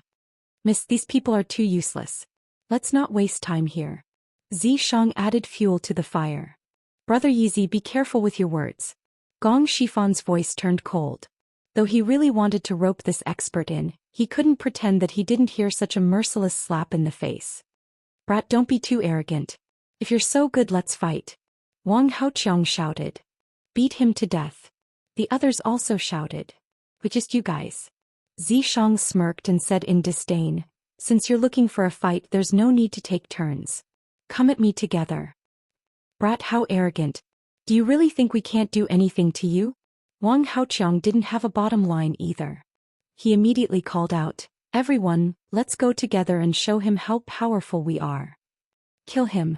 Qiao Shaohua was the first to respond to Wang Haoqiang's call. The others also took the opportunity to surround him. None of the spiritualists in this team were idiots.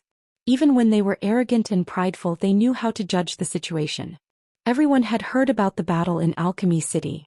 This man who killed a demonic cultivator was definitely not simple. They didn't have much confidence in a one-on-one fight, but if they surrounded him, they would definitely win. The only ones who did not gather were Nan Gong Li, Bailey Moyun, Yu Lingjun and the other female spiritualists. Third uncle. Gong Honglei looked worriedly at Yi Jiuge and Zi Shang, who were surrounded in the middle. Since Brother Yi Zi is so interested, let's play with him. Gong Shifan said calmly, as if the scene in front of him was just a game. Yi Zi had humiliated him so much just now, so he could use Wang Haoqiang and the others to test Yi Zi's strength. Young miss, may I borrow your spirit weapon? Zi Shang pretended to be respectful as he spoke to Yi Jiuge. Keep pretending, keep pretending. Yi Jiuge unsheathed the lightning snake illusionary whip with a dark expression and heavily handed it over to Zi Shang. Then he walked to the side. Zi Shang shook the whip and said to Wang Haoqiang and the others, "Come. Go." Wang Haoqiang immediately rushed forward. In his hand was a scythe-shaped spirit weapon. With a light wave, countless flat green wind blades shot out. Qiao Shaohua's spirit weapon was a medicine pestle. It emitted a green light and instantly turned into countless vines that fixed Zi Shang in place. The other spiritualists were overjoyed and did not have any intention of cooperating. They ordered their spirit weapons to attack Zi Shang. In the blink of an eye, the colorful spiritual light surged toward Zi Shang. Yu Lingjun stood at the side and watched nervously. Although Zi Shang's words were very infuriating, she could not bear to see such a handsome man being defeated. The spiritual lights exploded and the light dissipated. Zi Shang, who was supposed to be battered and exhausted, was nowhere to be seen. Where did he go? Wang Haoqiang quickly looked around. There. Qiao Shaohua's eyes were sharp. He had already seen Zi Shang appear beside Yi Jiuge. Why did you come back? Yi Jiuge looked at Zi Shang cautiously. Could it be that he did not have enough demonic power and wanted to drag her down to fight with him? I came to invite you to watch the show. Zi Shang's smile was casual and lazy, but the faint domineering aura was not to be ignored. He did not move at all, but the thunder snake illusion whip in his hand suddenly burst into a dazzling light, then it turned into a giant python and rushed out. Smash it! Wang Haoqiang roared and took the lead to attack the thunder snake illusion whip. Qiao Shaohua and the other spiritualists also followed behind him and attacked at the same time. The bright thunder snake illusion whip hung high in the air and could not be avoided at all. After being hit by countless spiritual lights, the light immediately dissipated. Tiske, I thought he had some ability, but he is only SOSO. Wang Haoqiang was proud. This spirit weapon was the lifeblood of a spiritualist. Smashing his weapon was no different from smashing him. Qiao Shaohua did not relax his vigilance and kept staring at Zi Shang's movements. Seeing him raise his hand to make a strange sign, he immediately shouted, "Be careful." The thunder snake illusion whip exploded again and shot countless silver lights towards the spiritualists present. This explosion was too fast. Many spiritualists did not even have time to react and were pierced by these lights, making bursts of screams. You're crazy. Wang Haoqiang's reaction was the fastest. He instantly dissipated two lights but was still injured by the light. His face and body were instantly left with countless wounds. Qiao Shaohua was the most miserable. His face was swept by several lights and was covered in blood. It looked very terrifying. Stop. Yu Lingjun immediately screamed. Gong Shifan also could not bear it anymore. He activated his spiritual power and shot a thumb-thick spiritual light towards the thunder snake illusion whip. At this time, Zi Shang waved his hand. The thunder snake illusion whip flew back to his hand like lightning and returned to its whip form. Brother Yi Zi, it is only a spar. Why do you have to hurt people like this? Gong Shifan looked at Zi Shang with a sullen face. Although he did not like Wang Haoqiang and the others, he was the one who was embarrassed when they were beaten so badly. It is only a flesh wound. If you can't even endure such a small injury, then don't go to the blood cloud peak to die. Zi Shang provoked. Gong Shifan was immediately speechless. Zi Shang returned the thunder snake illusion whip to Yi Jiuge and shook his head. Just a bunch of trash. How dare you look down on others? You really don't know what you're talking about. Yi Jiuge was startled. Could it be that this guy specially stood up for her? Senior Yi Zi, although our cultivation is not as good as yours, you don't have to keep saying that we are trash. Gong Honglei said with dissatisfaction. I'm not talking about you. I'm talking about them. Zi Shang pointed with his finger and accurately landed on Wang Haoqiang, Qiao Shaohua and the others. Wang Haoqiang, Qiao Shaohua and the others were angry but did not dare to say anything. If they could not see the difference between them and Zishang, then there was no need for them to continue living. Master Gong, I still have something to do. Goodbye. Yi Jiuge saw that the situation was extremely awkward and did not dare to stay any longer. Gong Shifan did not urge them to stay and directly sent them off. Chapter 235. Yi Jiuge returned to the mansion gloomily. Seeing Zishang's lazy expression, she couldn't help but poke his chest angrily. How can I cooperate with Gong Shifan in the future if you make our relationship so stiff? Although Zishang helped her teach those arrogant guys a lesson, she still had to think about the big picture. Other than Bailey Moyun and Nangong Li, the others are useless. It's better to count on the bloodthirsty ancestor to surrender than count on them. Zishang shrugged and spread his hands.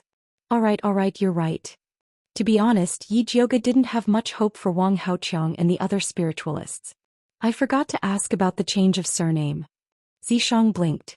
No need to ask, I'll solve it myself. Changing surname was just a small matter. The most important thing now was to inform Jun Yichen and Yi Yu about the break with the Spiritualist Alliance.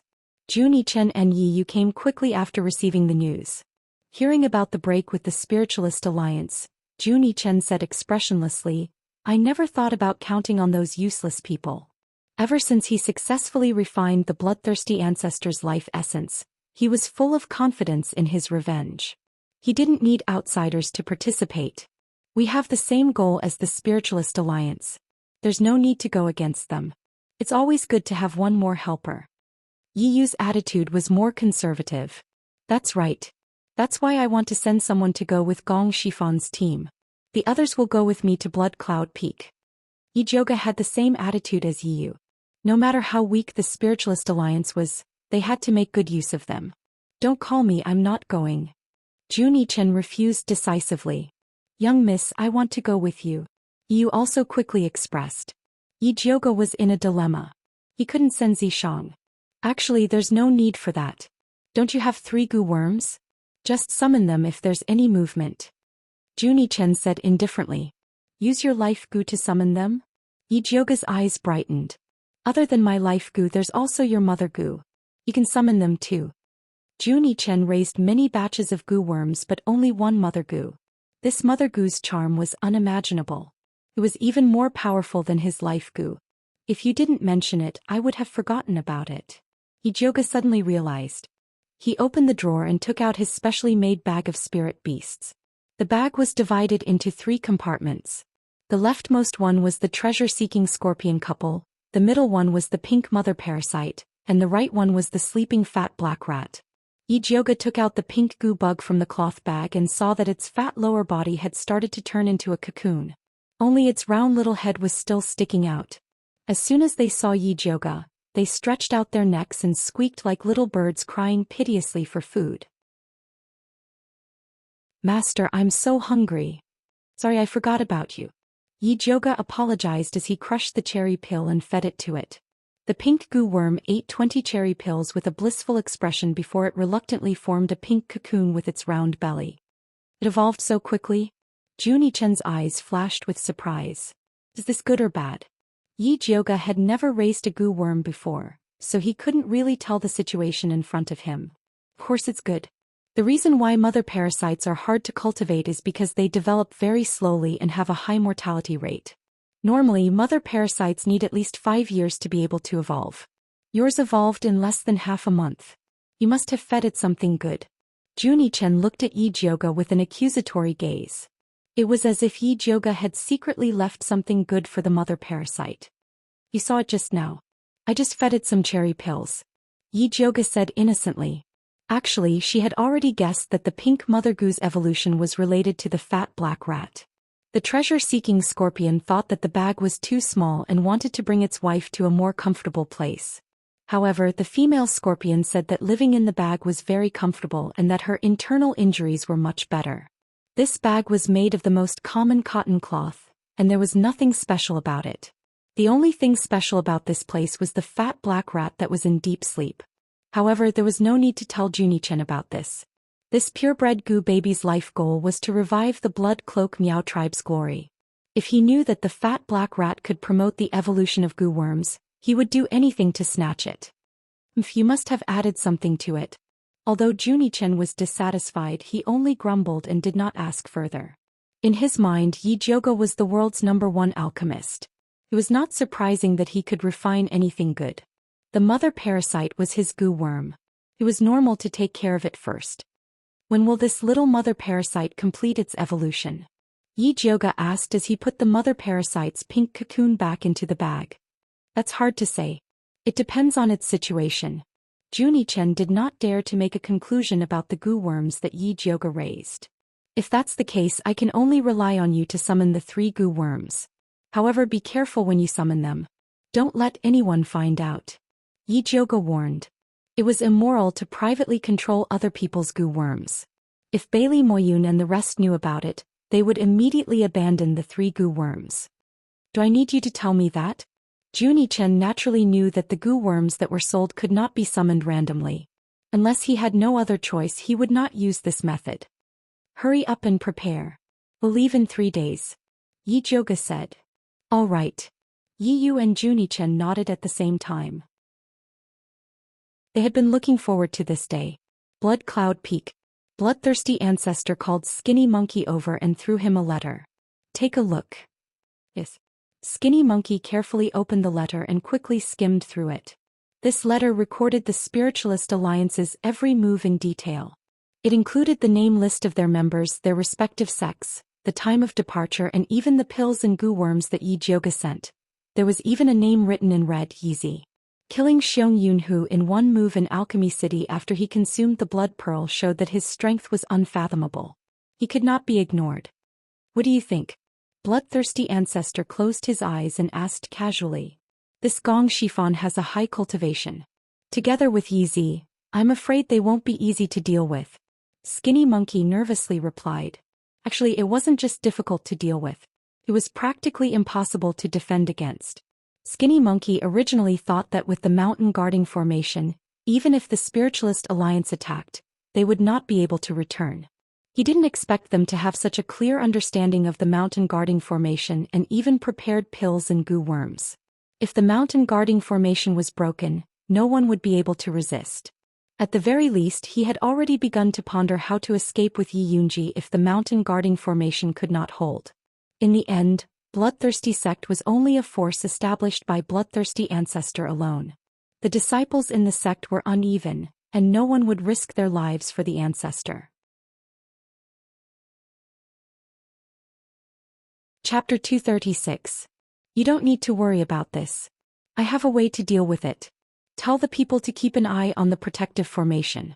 If anything goes wrong, I will use you to refine it. Bloodthirsty ancestor opened his eyes. His gaze was like lightning that could see through people's minds. Skinny Monkey shivered inwardly. He hurried to answer, Forefather, don't worry. I will keep an eye on the protective formation. Do it well. I won't mistreat you. Bloodthirsty ancestor nodded. After a while he asked, How's Su Junqing recently? Su Junqing has been very active in the sect. He has made friends everywhere. He has collected a lot of blood essences, so he has a lot of connections. He's generous. Bloodthirsty ancestor's dry face showed a strange smile. I also received his gift. Forefather, please take a look. Skinny Monkey took out a palm-sized glass bottle from his pocket and respectfully presented it to Bloodthirsty ancestor. The red liquid inside the glass bottle was very viscous. It was the essence of human blood. If he is so kind, then you should accept it. Bloodthirsty ancestor waved his hand. He didn't really like this kind of thing. Yes. Skinny Monkey put away the glass bottle with a smile. How is blood slave number 13? Bloodthirsty ancestor asked again. Or I don't know how to say it. Although Su Junqing treats blood slave number 13 well, he seems to be afraid of her. I don't know what's going on. Skinny Monkey and Yi Yunji were very secretive. He could pretend that he didn't know about the grudge between Su Junqing and Yi Yunji. Bloodthirsty ancestor didn't expect that Skinny Monkey would be so daring to covet his blood slave. Thus he didn't notice anything strange. He just ordered, keep an eye on Su Junqing. Alright, you can leave now. Yes. Skinny Monkey bowed and left. Bloodthirsty ancestor sat on the big chair. After pondering for a while, he patted the armrest and spun it. Immediately, a dark passage appeared under the chair. bloodthirsty ancestor walked to the end of the dark passage. He saw a red platform that was half the height of a human.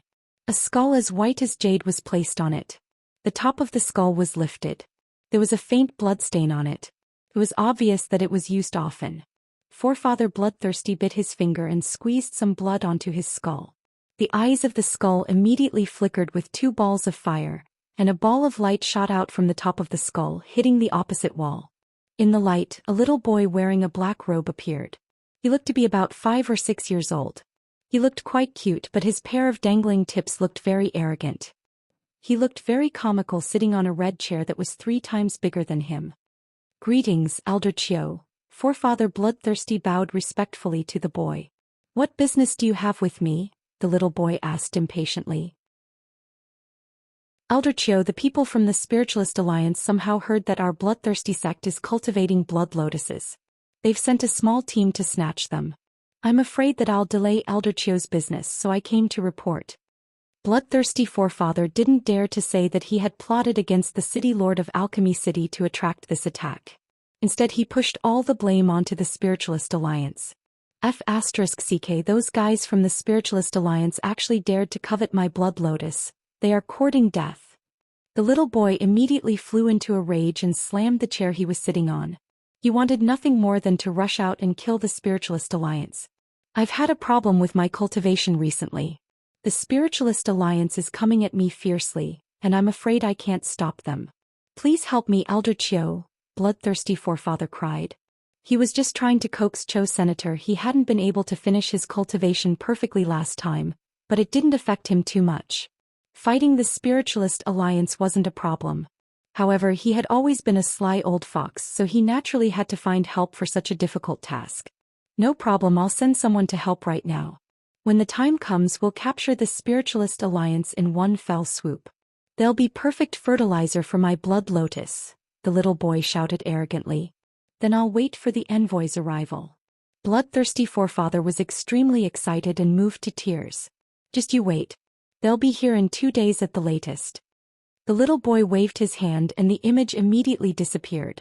Bloodthirsty Forefather finally straightened his back, a satisfied expression on his face. With Immerse's help, no matter how well prepared the Spiritualist Alliance was, they would still die. In Immerse's sect, thousands of miles away. After Cho Xian closed the image with Bloodthirsty Forefather, he sent out a communication talisman and shouted, "Yue, come in." A moment later, a lazy voice came from outside Forefather Cho Xian's cave. "Elder, are you calling me?" "Yes, come in." Cho Xian responded. The stone door of the cave opened and a fragrant wind wafted in. Then a beautiful woman walked in. It was Cho Xian's eldest disciple, Yue. She had a pair of limpid eyes, and when she looked at people, it was as if she wanted to see into their hearts. She wore a dark red chest-length dress, revealing a large portion of her fair skin, and was full of charm. Although Cho Xian had turned into a child because of his cultivation technique, he still admired women like a grown man. He really liked this charming eldest disciple. Disciple greets elder. "What instructions does elder have for disciple?" Yue bowed, and the deep cleavage on her chest dazzled people's eyes. "Go to Blood Cloud Peak and bring back the blood lotuses. Also take care of Bloodthirsty Forefather," Cho Xian ordered calmly. At this moment he did not have any of his previous irritable appearance, and was terrifyingly cold. "Blood Cloud Peak, that place is so far." Yue looked at Cho Xian with resentment and said coquettishly, "Disciple made this trip on behalf of Forefather. If Forefather does not have any instructions, Disciple will not comply. Besides the 3 blood lotuses, everything in Blood Cloud Peak is yours." Cho Xian waved his hand generously. "Thank you, Elder." Yue immediately showed a fawning and obedient smile. Bloodthirsty Forefather had operated in Thunder Nation for a long time, and should have accumulated many good things. He would not suffer a loss on this trip. "I will send a demon corpse to go with you," Cho Xian said, and then made a hand seal. A tall man appeared silently behind him. His curly black hair draped over his back, and his handsome face was as pale as a corpse. His empty eyes emitted a terrifying aura. However, the strangest thing was his ears. They were furry and looked exactly like a wolf's ears. As expected, Elder dotes on Yue the most.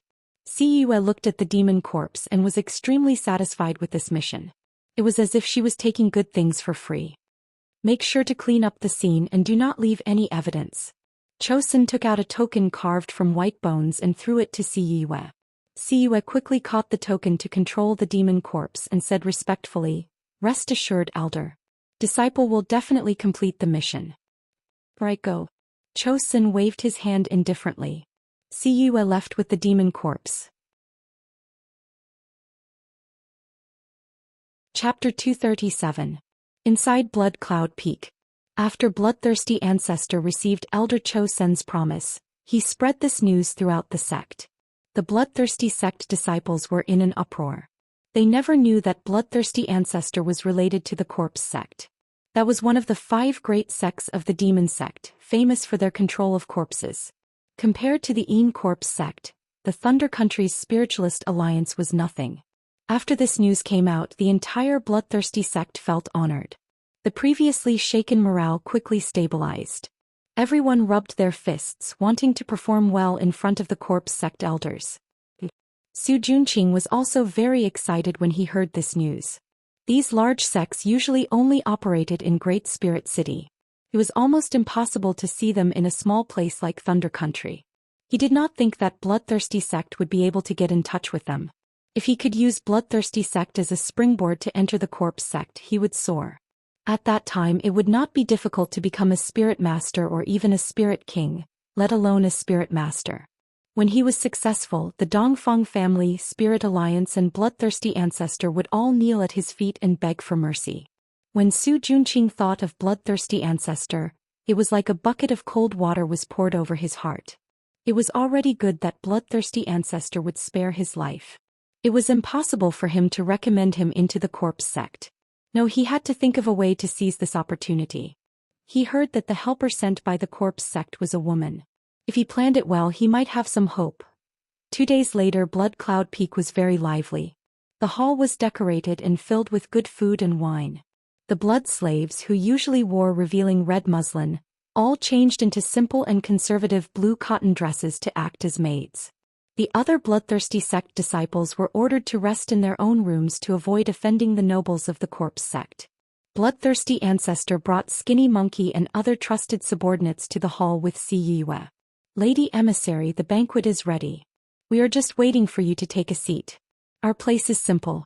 If there is anything lacking, please forgive us, Emissary," Bloodthirsty Ancestor said respectfully. "Forefather Bloodthirsty, you're too polite. You've worked hard for Elder Chiu in the Thunder Nation. Elder Chiu misses you a lot." Yue smiled appropriately. Today she was wearing a cherry red dress and a light red veil. She didn't want to give even a piece of her skin to a country bumpkin like Bloodthirsty Forefather. The demon corpse standing behind her was wearing a large black cloak that covered its head, completely covering its appearance and figure. "It is my honor to be able to work for Elder Cho Sr. Please put in a few good words for me in front of Elder Cho Sr." While talking, Forefather Bloodthirsty presented the gift he had prepared carefully. It was a bottle of extremely pure blood essence pellets. This blood essence pill was a good thing.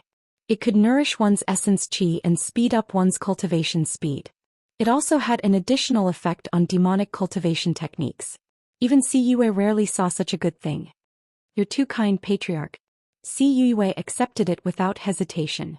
Seeing Yue accept his gift, Bloodthirsty Forefather smiled even more happily. While Yue and the others were heading to the hall, a white shadow suddenly dashed out of the passage next to them. It was Su Junqing. "How dare you?" Bloodthirsty Forefather frowned and scolded him. He had specifically asked his disciples to watch Su Junqing. How could he let him run away? "Forefather, please don't be angry." Disciple suddenly smelled a delicate fragrance in the passage. "My mind was confused, so I went the wrong way. Please forgive me, Forefather." Su Junqing hurried to bow to Bloodthirsty Forefather. His handsome face showed fear. "Delicate fragrance, my ass. Do you think I'm a 3-year-old? Bloodthirsty Forefather sneered and ordered, "Guards, take him away." He had kept Su Junqing alive to stabilize the morale of his troops. Now that the Een Corpse sex people were here, Su Junqing was useless. He could be used as a blood fertilizer.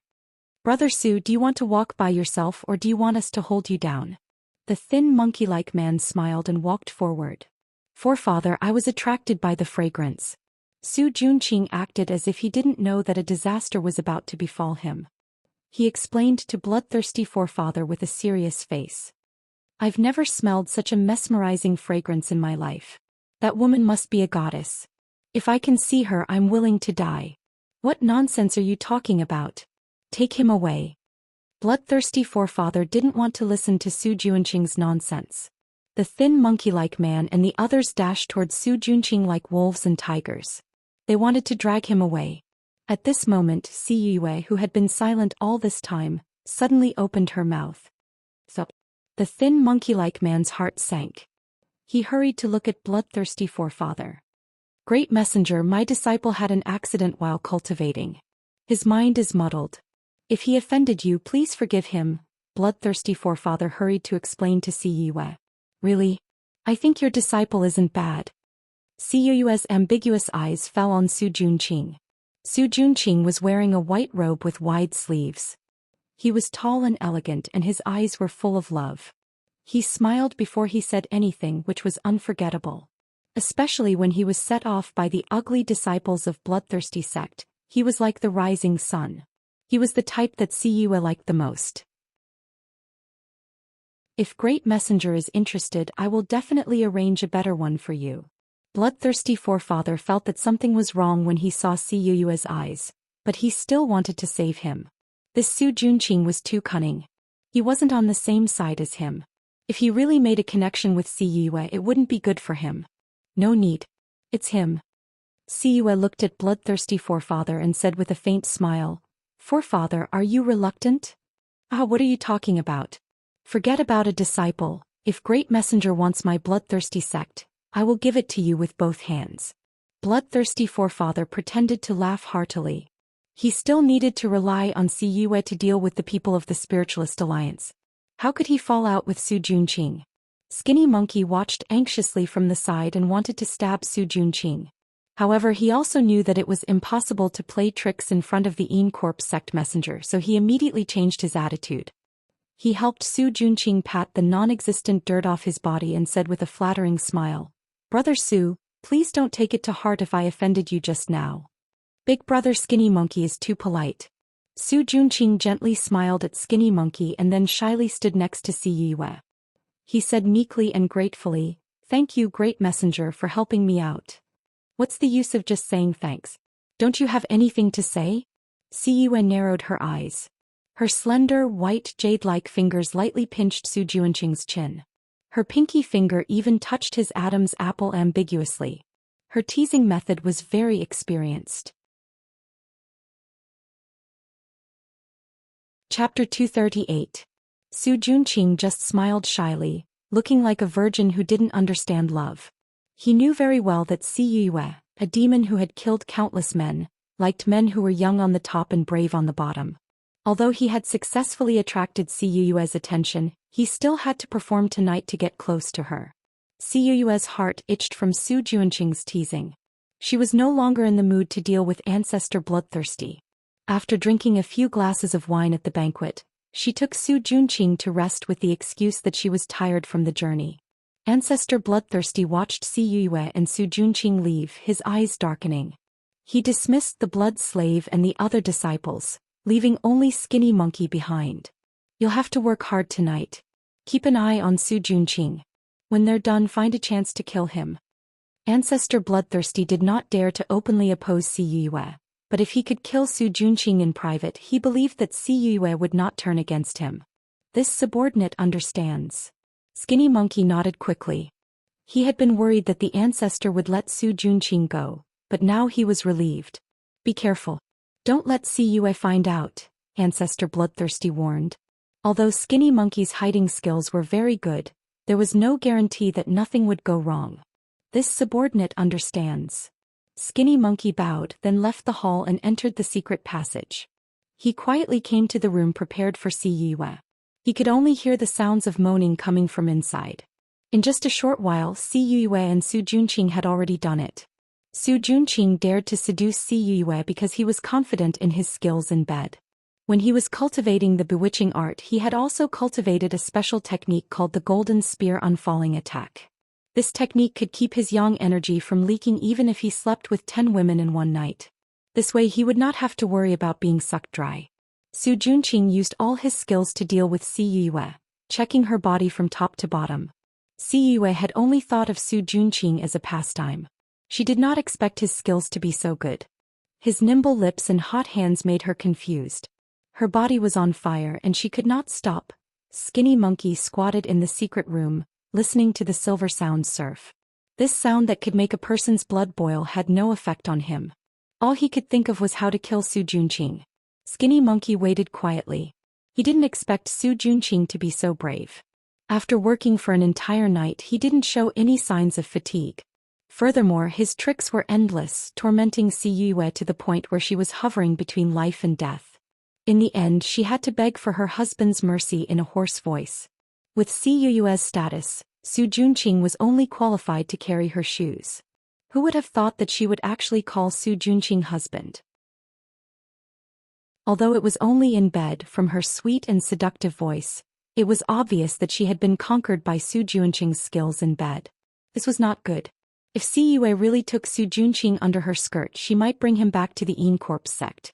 Sure enough, Su Junqing took advantage of Si Yue's confusion and began to coax her with all kinds of sweet words, begging her to take him back to the Immerse sect. Sweetheart, don't worry. I will definitely bring you back. Si Yue's eyes were like silk as she ruthlessly pinched Su Junqing's naked chest. She had tormented Su Junqing quite a bit when she was feeling good just now. Su Junqing was also a capable person. In order to achieve his goal, this little injury was nothing at all.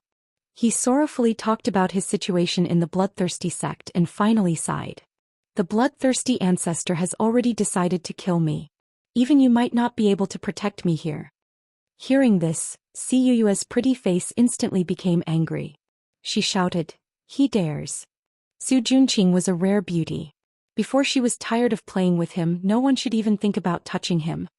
He is much more daring than you think. Su Junqing bit Si Yue's earlobe. His hands did not stop moving. Si Yue had to admit that Su Junqing was right. The bloodthirsty ancestor was indeed very daring. Elder Zhou Xian had arranged for him to collect blood to cultivate the blood lotus, but he had used his position to gather a group of disciples to go around killing people for his own benefit. Now he had even attracted the pursuit of the Spiritualist Alliance. He thought that he had done it secretly, but in reality his every move was under Elder Zhou Xian's eyes. Now that Elder Zhou Xian had given the order to eradicate Blood Cloud Peak, everyone had to die. This way it was not suitable for his heart to stay here in case he was accidentally injured. Si Yue immediately made a decision. With a wave of her hand, the storage bag on the ground flew into her hand. She took out a black token from inside and said to Su Junqing, "Since that's the case, you can go to the Immerse sect first. With this token you can become an outer sect disciple. I'll come find you after I'm done here." Su Junqing was ecstatic, but his face was still calm. He casually placed the token on the side of the bed, then flipped over and pressed down on Si Yue. Immediately he felt another wave of absurdity. Hiding in the secret room, Skinny Monkey felt his heart turn cold. Su Junqing had actually hooked up with Si Yue, and had even obtained the token to enter the Immerse sect.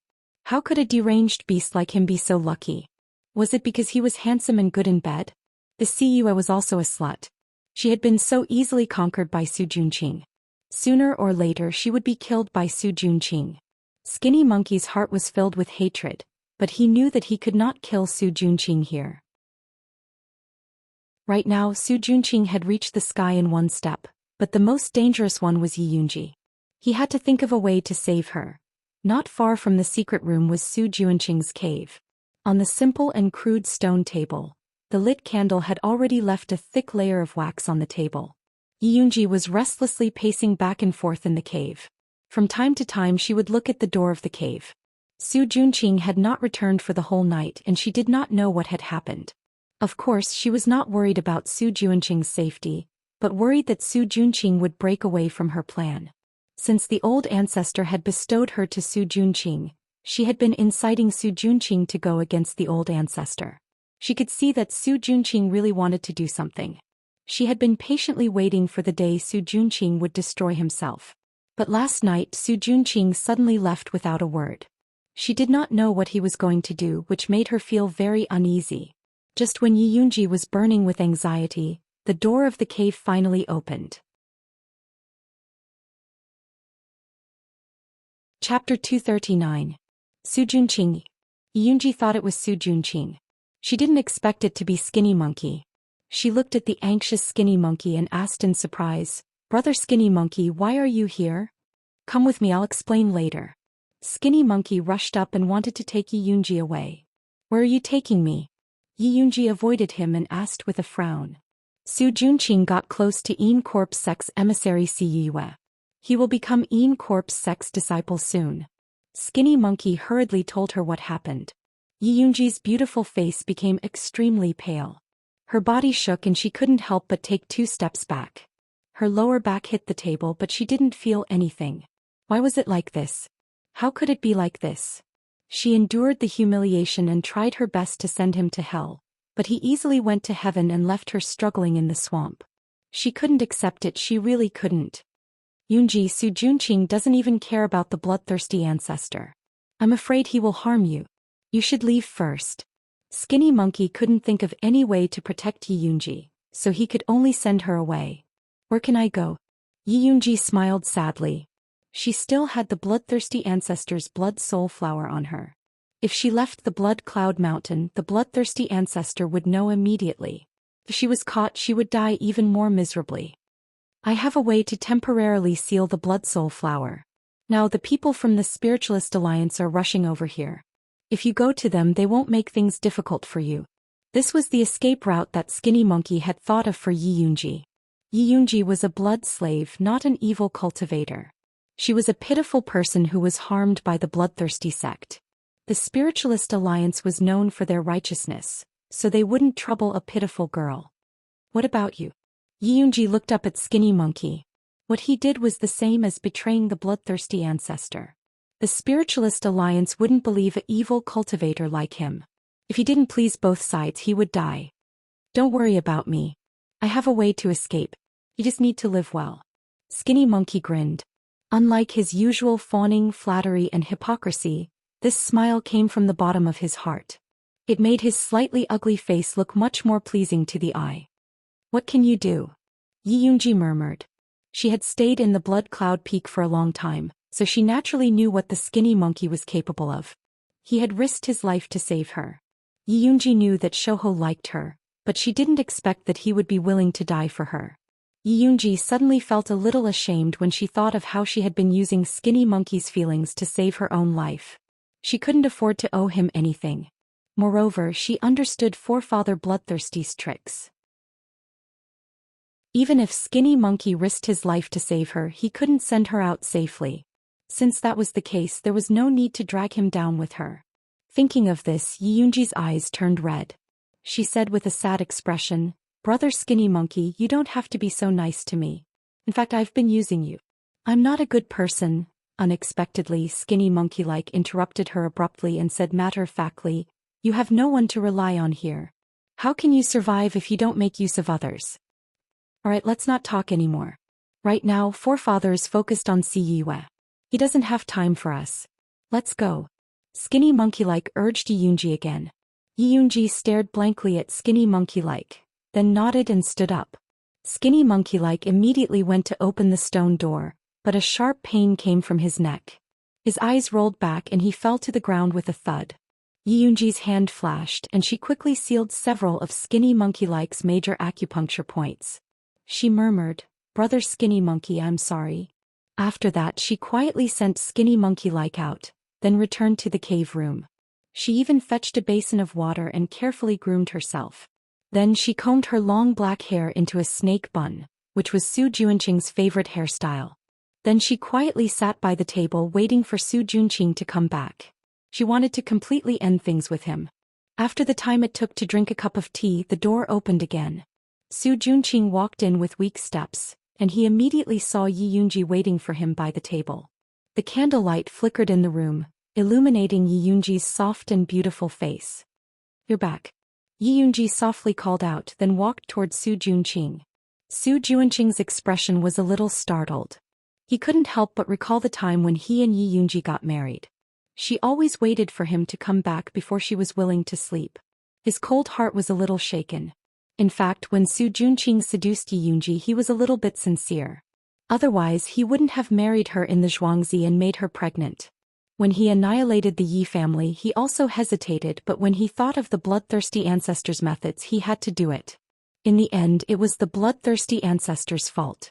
But now it was no longer important. He had already entered the Yin Corpse sect with Yi Yunji's support.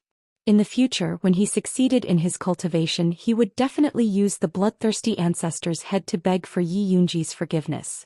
Su Juanqing pushed all the blame to the bloodthirsty ancestor, and he imagined that he could make up with Yi Yunji.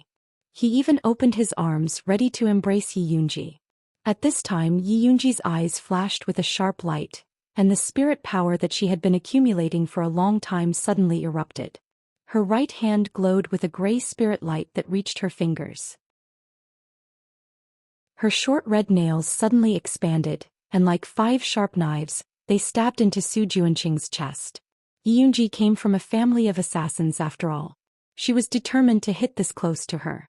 The red nails, shining with a faint gray light, stabbed into Su Juanqing's chest. Yi Yunji was happy, but she didn't think that Su Juanqing's body would suddenly emit a ball of golden light that bounced off her fingers. Yi Yunji's body kept retreating, and she only stopped when she hit the table. She looked at Su Juanqing in disbelief. Vajra body protection talisman? Did he prepare for it? Su Juanqing looked down at the 5 holes in his chest, and his expression suddenly became very ferocious. He said fiercely, "Yunji, you're really cruel." If he didn't have the Vajra body protection talisman that Si Yue had just given him, he was afraid that Yi Yunji would have succeeded. "If you want to kill me or cut me, do as you please," Yi Yunji said with a wooden expression. Her spirit power had been used up and she had no more strength to fight back. "How could I bear to kill you?" Su Juanqing walked over with a sinister smile. He forcefully lifted Yi Yunji's chin as if he wanted to see the expression on her face.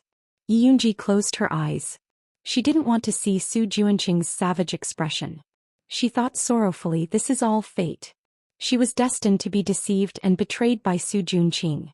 No matter what, she couldn't win against him. Su Juanqing opened his mouth and bit Yi Yunji's slender white neck. He swore, "Don't worry. Even if I go to hell, I will take you with me." Chapter 240. Yi Yunji was in danger, but Yi Yu did not know about the changes in Bloodthirsty sect. He was discussing the route to Blood Cloud Peak with Luo Tian and Junichen. There are no signs of human habitation within 100 miles of Blood Cloud Peak, and water is scarce. We can go to Blood Cloak Miao's former encampment. It's only 10 miles away from Blood Cloud Peak, and it's very convenient to monitor. Luo Tian gestured on the map he drew.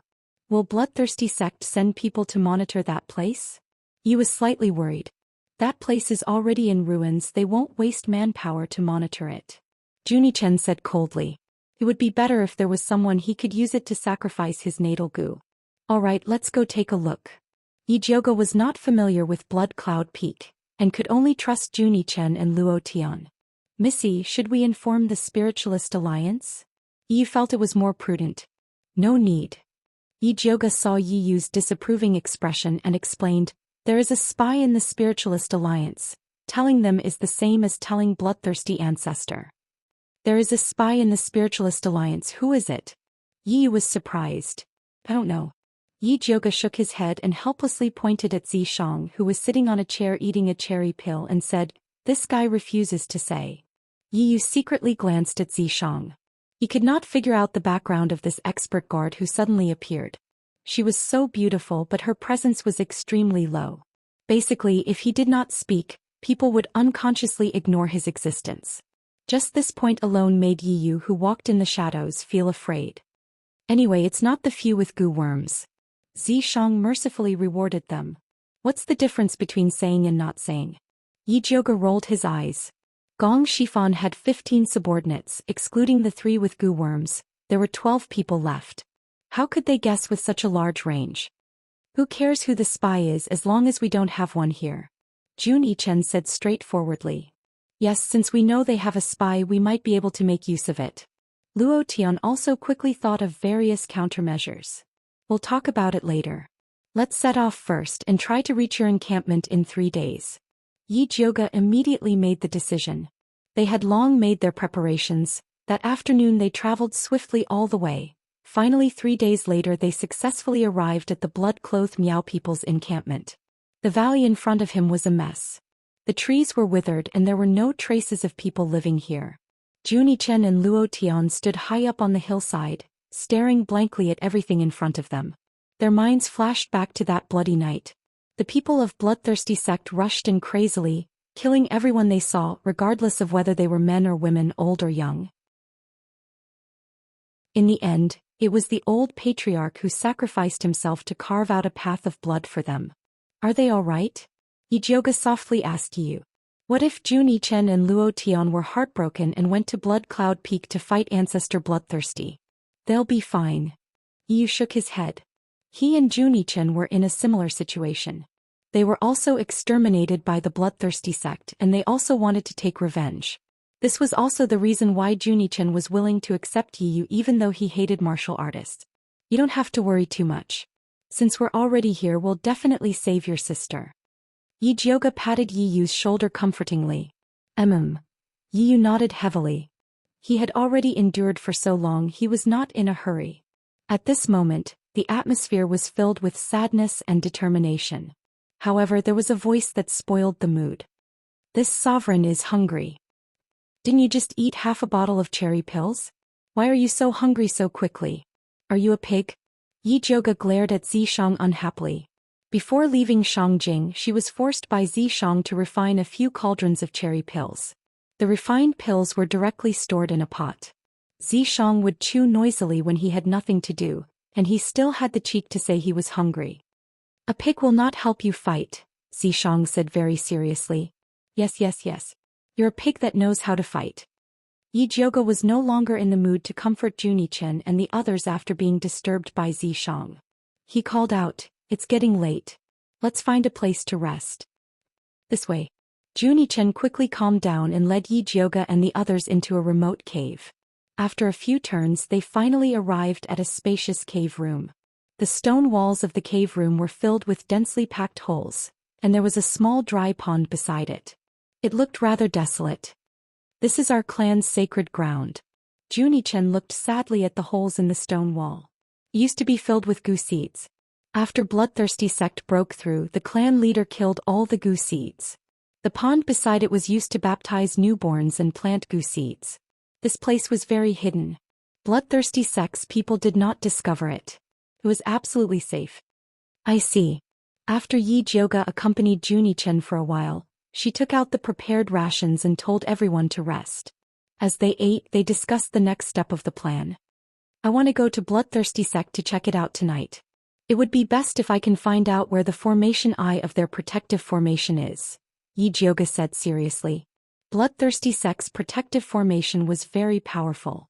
Even with the Een pill she refined, it would be difficult to pass through. The best way was to destroy the formation eye and completely cripple it. If we can find my sister, we can get a lot of information. Know yourself and know your enemy and you will never be defeated. Yu agreed with this plan. Alright, we'll split up.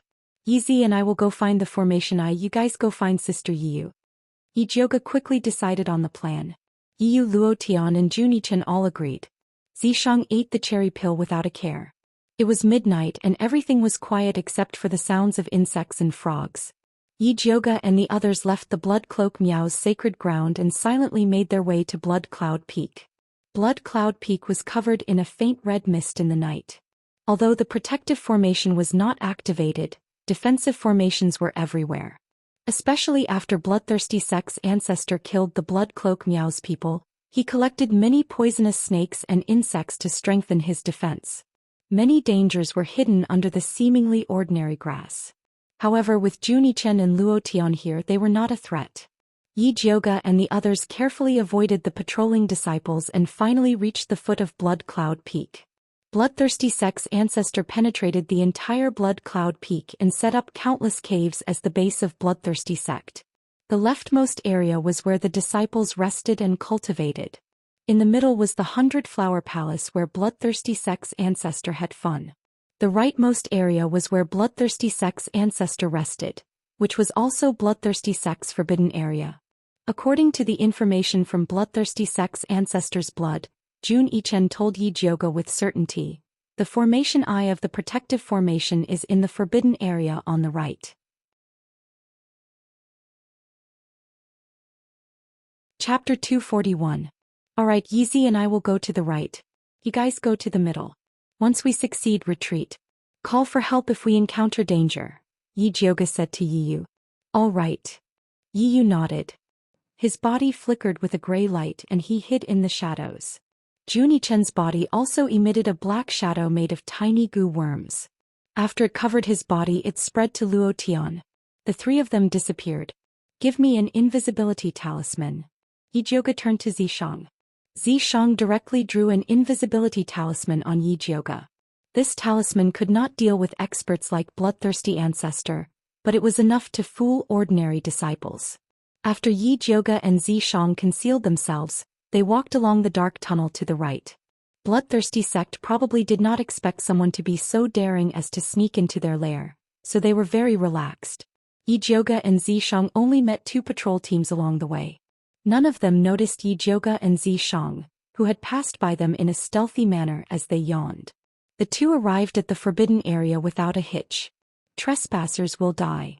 4 bloody words were painted on the stone walls, exuding a terrifying murderous intent. Zishang did not even look at it. He pulled Yi Jiuge into the forbidden area. What they saw were countless closed stone doors. They went up and down like a maze. Where are we going? Yi Jiuge felt dizzy with just one glance. If they searched room by room, they would not be able to find them even at dawn.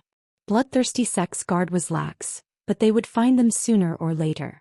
These rooms are arranged according to the formation to confuse people. The formation eye is not a treasure. I can't see it. Zishang shook his head.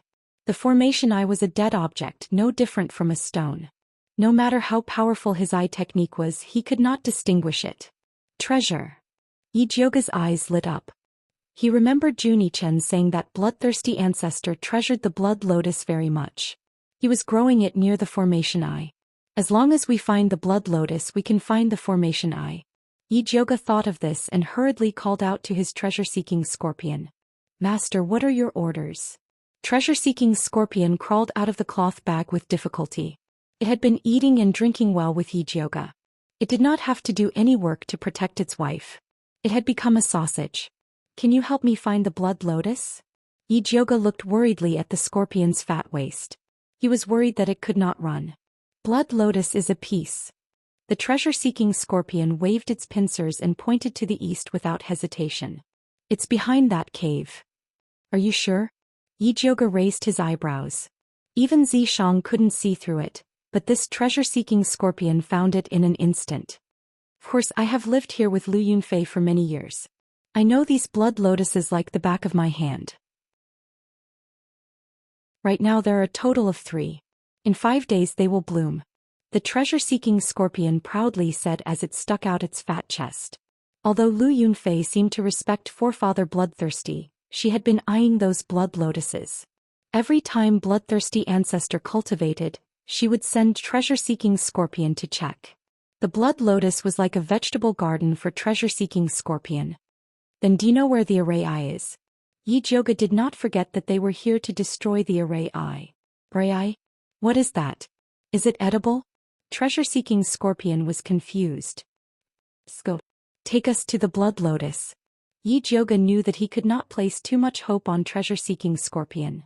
Let's go. Treasure-seeking scorpion's fat body landed on the ground.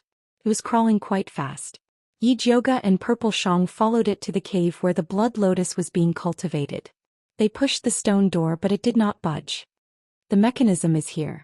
Purple Shang pointed at a dark corner of the cave and said, "Be careful not to touch that shrieking grass."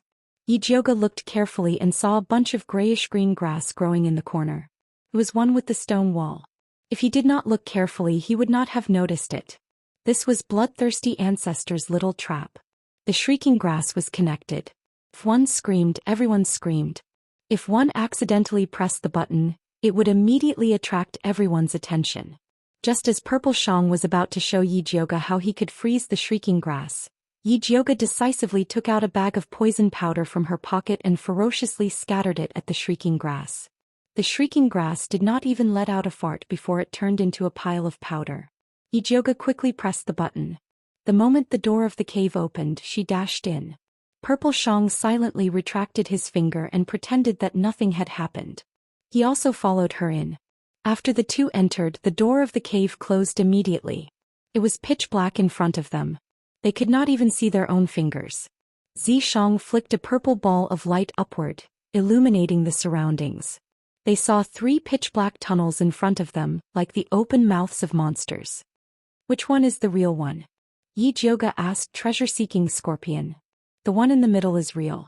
However, if you enter like this, you will have to pass through 49 traps before you can reach the pool of the Blood Lotus, treasure-seeking Scorpion said. This was also the reason why Lu Yunfei did not dare to enter. The 49 traps were ingeniously designed. Even if they could pass through, they would definitely alarm the guards. The one in the middle leads to the Blood Lotus. What about the left and right?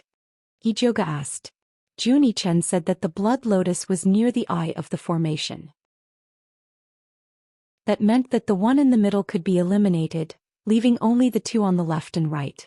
I don't know. I have never seen it before. Treasure-seeking Scorpion always went straight to its destination. Go and take a look, Yi Jiuge ordered. Yes. Treasure-seeking Scorpion's body flashed with yellow light and disappeared into the ground. After 5 minutes, it emerged from the ground with its face covered in dirt. It reported gloomily, at the end of the left are the 13 stone pillars, and at the end of the right is the 1,000 poison cave. It was surrounded by those poisonous creatures when it emerged from the right. It almost couldn't escape. You have worked hard. Come back. Yi Jiuge recalled treasure-seeking Scorpion and asked Xianxia, which one? The left. Xianxia said without hesitation. Then you go first. Yi Jiuge stood behind Xianxia. In such a dangerous place, this evildoer had to go first. Little guy, come in. Xianxia looked at Yi Jiuge with disdain. Then a light purple smoke came out of his body. Yi Jiuge entered the purple smoke and realized that it was not as pungent as he had imagined. Instead, there was a faint fragrance. It was Xianxia's smell. If not for the situation in front of him, this scene would be quite romantic. What nonsense are you thinking? Xianxia reprimanded as if Yi Jiuge wanted to take advantage of him. Chapter 242. You're the one thinking nonsense. Hurry up and get in. Yi Jiuge slapped Xianxia's butt. Since Xianxia wanted her to take advantage of him, she obviously couldn't let him down. Xianxia grabbed Yi Jiuge's right claw and narrowed his beautiful black eyes. Little guy, you want to rebel? Yi Jiuge laughed and raised his right claw, looking like he was going to perform a monkey stealing a peach. You win. Xianxia let go of Yi Jiuge's claw and turned to enter the tunnel. Yi Jiuge followed with satisfaction. This tunnel was very narrow, only allowing one person to pass through at a time. The ground was all made of gray stone. Xianxia walked very casually, not caring about the tunnel at all. In comparison, Yi Jiuge walked very cautiously. But after a few steps, she heard a clicking sound under her feet. Countless fine lights shot out from both sides of the tunnel, shooting towards them like arrows. If it was anyone else, they would have been shot full of holes by these lights. But Xianxia's purple mist was not to be underestimated. It firmly blocked the lights outside. Go. Xianxia continued forward, followed by another sound. Balls of thick pink mist spread in the tunnel. The smell of blood was pungent, but it was already blocked by the purple mist. It was a short tunnel, but it was filled with sword-light and poisonous creatures. If it wasn't for Xianxia, Yi Jiuge would have a hard time dealing with it alone. After much difficulty, he finally reached the end and saw 13 blood-red pillars erected in an orderly manner in the spacious cave. These blood-colored pillars were not made of stone or metal. They were carved with poisonous snakes and ferocious beasts. Light flowed between them. They were the formation eyes of the mountain protection formation. As long as they destroyed these pillars, they would be able to destroy the mountain protection formation. Yi Jiuge tried to shoot a ray of spiritual light at one of the pillars. The pillar flashed slightly, and the streak of spiritual light was evenly distributed to the other 12 pillars. This way they could only increase the power of their attacks and destroy all 13 pillars at the same time. There's not much time, let's attack together, Yijioga said as she pulled out the lightning snake illusionary whip at her waist. She injected spirit energy into it and was about to hit the pillars, but Zhishang grabbed her by the back of her collar and threw her back. Damn it! Yijioga was confused and was about to curse when he saw a teleportation array appear in the middle of the pillars. Following that, a black shadow emerged from the teleportation formation and charged at the spot where she had just been standing with lightning speed. The attack it unleashed seemed to tear the air apart. If Zhishang hadn't taken her away in time, she would have been torn in half on the spot. Since the black shadow's attack missed, its body rebounded and headed straight for Zhishang. Zhishang tossed Yijioga to the side and light erupted from his right hand, condensing into a spear and stabbing towards the black shadow. With a loud bang, countless rays of light shot out. The black shadow was forced back a few steps by Zhishang's spear, but it pounced forward at an even more terrifying speed. In the blink of an eye, it was locked in battle with Zhishang. The two of them were locked in battle. Yijioga couldn't even see what the black shadow looked like. Zhishang abruptly pulled himself away from the intense battle and shot a ball of purplish-black light at Yijioga, enveloping her within. He hurriedly ordered, "Run." Yijioga knew that he would be of no help even if he stayed, so he left the forbidden area without the slightest hesitation and ran towards the Flower Palace. They had just entered, so Junichen and the others might not have found Yunji yet, so she had to go and receive them. Along the way she heard bloodthirsty sects commotion shouting, "Enemy attack! Enemy attack!" However, they were running towards the forbidden area. There was no one in the Flower Palace's path, so Yijioga successfully rushed in. The moment she entered, she saw Junichen's Gu attacking her. Yijioga hurriedly shouted, "It's me. Why are you here? Where's Yizi?" Half of Junichen's head popped out from the cave wall. The area below his neck was still hidden in the black shadow. "There's an ambush at the formation's core. Yizi told us to leave first, where are the others?" Yijioga said anxiously. Junichen didn't dare to say anything else and hurriedly rushed into the Flower Palace with Yijioga. "Did you find Sister Yiyu?" Yijioga asked as she rushed. "Not yet. They caught a disciple and are interrogating her, but the situation doesn't look good," Junichen said in a low voice. Although he was in charge of guarding the door, he could still vaguely know the situation inside through his Gu observation. The Flower Palace was in a mess. More than 10 beautiful blood slaves were unconscious on the ground. Yiyu's eyes were bloodshot.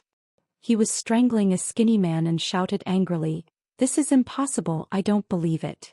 Luo Tianjing frowned and advised, "Calm down." Although the scene in front of her was somewhat out of Yijioga's expectations, now was not the time to get to the bottom of things. She quickly walked forward and knocked the skinny man unconscious with a palm strike. Then she pushed Yiyu and said, "The situation has changed, let's go." Although Yiyu was on the verge of losing control of his emotions, when he heard Yijioga's words, he still turned around and left with her without hesitation. Junichen sent out Tengu to scout ahead. The group followed behind him and prepared to avoid the bloodthirsty sect disciples. Soon they rushed out of the chaotic blood cloud peak. "Not good, they're going to activate the mountain protection formation. Let's go." Junichen suddenly shouted. Yijioga turned around and saw red smoke rising from the middle of Blood Cloud Peak. It was surging towards them like a tide. "Eat a pill." Yijioga immediately swallowed a yin pill. Junichen and the rest ate as they ran forward at their fastest speed. Although they were fast, the mountain protection formation was activated even faster.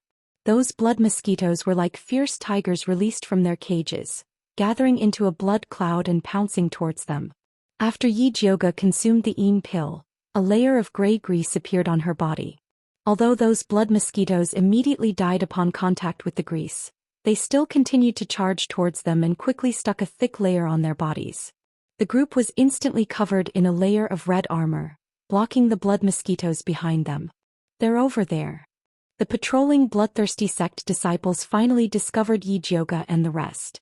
They commanded the venomous snakes and venomous insects to surround them while launching countless sharp attacks at them. Multicolored shadows formed a huge net that enveloped Yijioga and the rest from above. At the same time, a large patch of blood-colored vines rapidly grew in their path, obstructing their advance. Charge! Yijioga shouted and pulled out her lightning snake illusion whip, fiercely swinging it forward. The purple light of the lightning snake illusion whip exploded, transforming into a malevolent python that roared and charged forward. The blood-colored vines were instantly torn apart, sending fragments flying all over the sky. Yijioga made another hand seal and the python turned and charged upwards. Although it could not break through the huge net formed by the shadows, it still bought Yijioga and the rest some time. Zhou Xian and the rest gritted their teeth and charged forward, finally rushing out of the huge net before it completely enveloped them.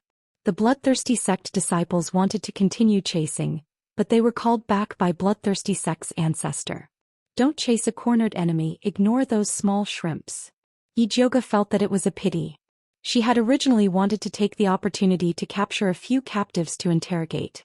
She cautiously led Zhou Xian and the rest in a few circles. After confirming that no one was following them, they returned to the bloodthirsty sect's sacred ground. Chapter 243.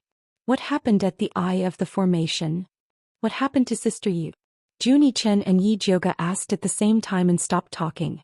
After a while, Yu said in a hoarse voice, "My sister was taken by Su Junqing to Yin-Corp's sect." Yin-Corp's sect. Yijioga was shocked and quickly asked, "How did the bloodthirsty ancestor get involved with Yin-Corp's sect?" "I don't know." Yu pulled his hair in pain and his tired body slid down the wall. He had prepared for so long but failed at the last moment. If only he had come to Blood Cloud Peak earlier. Unfortunately, there was no medicine for regret in this world. Seeing him like this, Yijioga didn't have the heart to ask anymore and looked at Luo Tian. Luo Tian had been with Yu for a long time and should know the relationship. It is said that the bloodthirsty ancestor's blood lotus was raised by Yin-Corp's sect. The female emissary of Yin-Corp's sect, Siyue, brought a demon corpse to help Yin-Corp's sect fight against the Spiritualist Alliance. Su Junqing sold his body to the female emissary and got the token to enter Yin-Corp's sect and left with Sister Yu. However, we need to capture a few more disciples of Yin-Corp's sect to confirm whether this information is true or not. Luo Tian said carefully. "That information is true," Yu said painfully. "How can you be sure?" Luo Tian frowned and felt that Yu was too pessimistic. "I found this wood carving from Skinny Monkey. It was made by my sister. That Skinny Monkey should be someone she trusted a lot." Yu took out a lifelike monkey wood carving from his belt. "How do you know that your sister made this wood carving?" Yijioga picked it up and looked at it carefully. He didn't find anything special. "This was carved with our Yi family's special technique. Hold it and press on your hand." Yu signaled Yijioga to press on the bottom of the monkey wood carving. Yijioga tried and found that the smooth bottom made a Yi character on her hand. "Then what do you plan to do now?" Yijioga returned the monkey wood carving to Yu. Yu was confused. When Su Junqing gave his sister to the bloodthirsty ancestor, he always believed that he could save her. But now Su Junqing brought his sister to Yin-Corp's sect. That is an evil sect that is famous for controlling corpses. "I'm afraid my sister's life is in danger this time." Even if his sister was still alive, he had no way to save her. Although everyone knew that the Yin-Corp sect was built on top of the Devil Sect mountain, none of the Righteous Path people dared to go there. That was because it was the Devil Sect's territory, a forbidden area for spiritualists. Let's talk about it later. We should think about how to deal with Bloodthirsty Forefather and the Yin-Corp sect's emissary first. Luo Tian said calmly, "If we can capture that messenger, we might be able to exchange for your sister." "You're right." Skinny Monkey said that the female emissary's cultivation is only at Pseudo-Spirit Master. Yiyu's dark eyes immediately lit up. This method was much more reliable than sneaking into the Yin-Corp sect. The envoys of the Yin-Corp sect probably won't be so easy to capture. Yijioga thought of the black shadow that had suddenly appeared in the eye of the array. That should be the demon corpse that Siyue had brought. This demon corpse's speed was shockingly fast. Even Zishang couldn't easily take it down, let alone them. "We have to catch him even if it's not easy," Zhou Xian said. The helpers of the bloodthirsty forefather were his enemies. He had to kill them all. Yijioga was just about to tell them about how scary the demon corpse was when a small sound came from outside the cave. Who is it? Junichen immediately released his goo. It's Yi. Yijioga already smelled the fragrance on Zishang's body. Just as she finished speaking, Zishang appeared beside her in one piece. His clothes were clean and his hair was neat. He didn't look like he had been beaten to a pulp. Yijioga let out a sigh of relief and asked, "Was that black shadow a demon corpse?" "Yes." Zishang nodded with a dark face. As a member of the devil race, he felt very uncomfortable seeing half of his fellow sect members being refined into puppets. "Then do you have a way to deal with it?" Yijioga asked again. "That demon corpse is equivalent to a middle spirit master. It would take a lot of effort to kill it. It's not worth it. Zishang naturally could kill it, but after killing it his devil chi would be used up. If something happened to Yijioga, it would be hard for him to take care of her. Zishang wouldn't do something that would make him lose money. To him the blood lotus and the treasure map were all fake. Only Yijioga's life was real." Yijioga thought about it and asked Zishang, "Can we not kill it and just trap it?" "Yes." Zishang nodded. Although the demon corpse was fierce, it didn't have intelligence. It was possible to trap it. "Miss, did you think of a way?" Yiyu asked with anticipation. "I do have a way, but it's not enough with just us. We need the help of the Spiritualist Alliance." Yijioga nodded. This matter was related to Yin Corp's sect. No matter what, he had to tell Gong Shifan. "But there is a spy in the Spiritualist Alliance. Telling them is the same as telling the bloodthirsty forefather." Luo Tian frowned. "Who is the spy?" Yiyu said and peeked at Zishang. "It's Wang Haoqiang and Lin Yanxi." Zishang said lightly. "It's them." Yiyu cried out. He could understand that Wang Haoqiang was a spy. However, Lin Yanxi, the little beauty of the Heavenly Fragrance sect, was also a spy. It was unbelievable. No one would believe it. "Do they have magic tools on them and wear human skin like Xiong Yunhu?" Yiyu still felt fear when he thought of Xiong Yunhu. "No, they use their real bodies to hide in the Seven Ask Pavilion and the Heavenly Fragrance sect." Zishang shook his head. "Then how can you be sure that they are spies from the bloodthirsty sect?" Yiyu asked doubtfully. It wasn't that he didn't believe Zishang's judgment, but he felt that being an inner disciple of a big sect was much better than being a heretic. Not to mention Lin Yanxi was a beauty with charm and status. "I naturally investigated. That Wang Haoqiang has a hobby of playing with young girls. Lin Yanxi needs the bloodthirsty sect's blood fragrance pill to maintain her beauty." Ever since Zishang found out that the Spiritualist Alliance had ill intentions towards Yijioga, he specially investigated and found the two hidden spies. So that's how it is. The two's hobby was indeed strange. Yu finally believed it. "Junichen, tonight, summon the 3 goo insects from the Spiritualist Alliance and ask them about the situation." Yijioga immediately paid attention to this news. Summoning 3 at once is too conspicuous. Junichen shook his head. If they wanted to ask about the situation, summoning 1 was enough.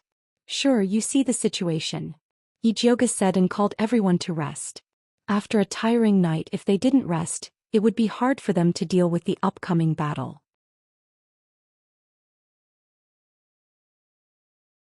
Chapter 244. Night fell quickly. There were no stars or moon in the dark night sky and the forest was dark. Jun Yichen sat cross-legged on the ground, his abdomen constantly moving, making buzzing sounds.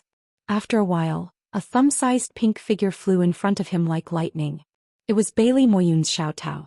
Chirp chirp chirp. Xiaotao happily flew around Jun Yichen and Yijioga, finally landing on Yijioga's shoulder. Although Yijioga's little mother goo hadn't hatched yet, the smell it emitted was still very attractive to goo. After all, no matter how feminine Xiaotao was, it was still a male goo in its prime. "How have you been recently? Has Bailey Moyun been treating you?" Yijioga patted Xiaotao's head. Chirp chirp chirp.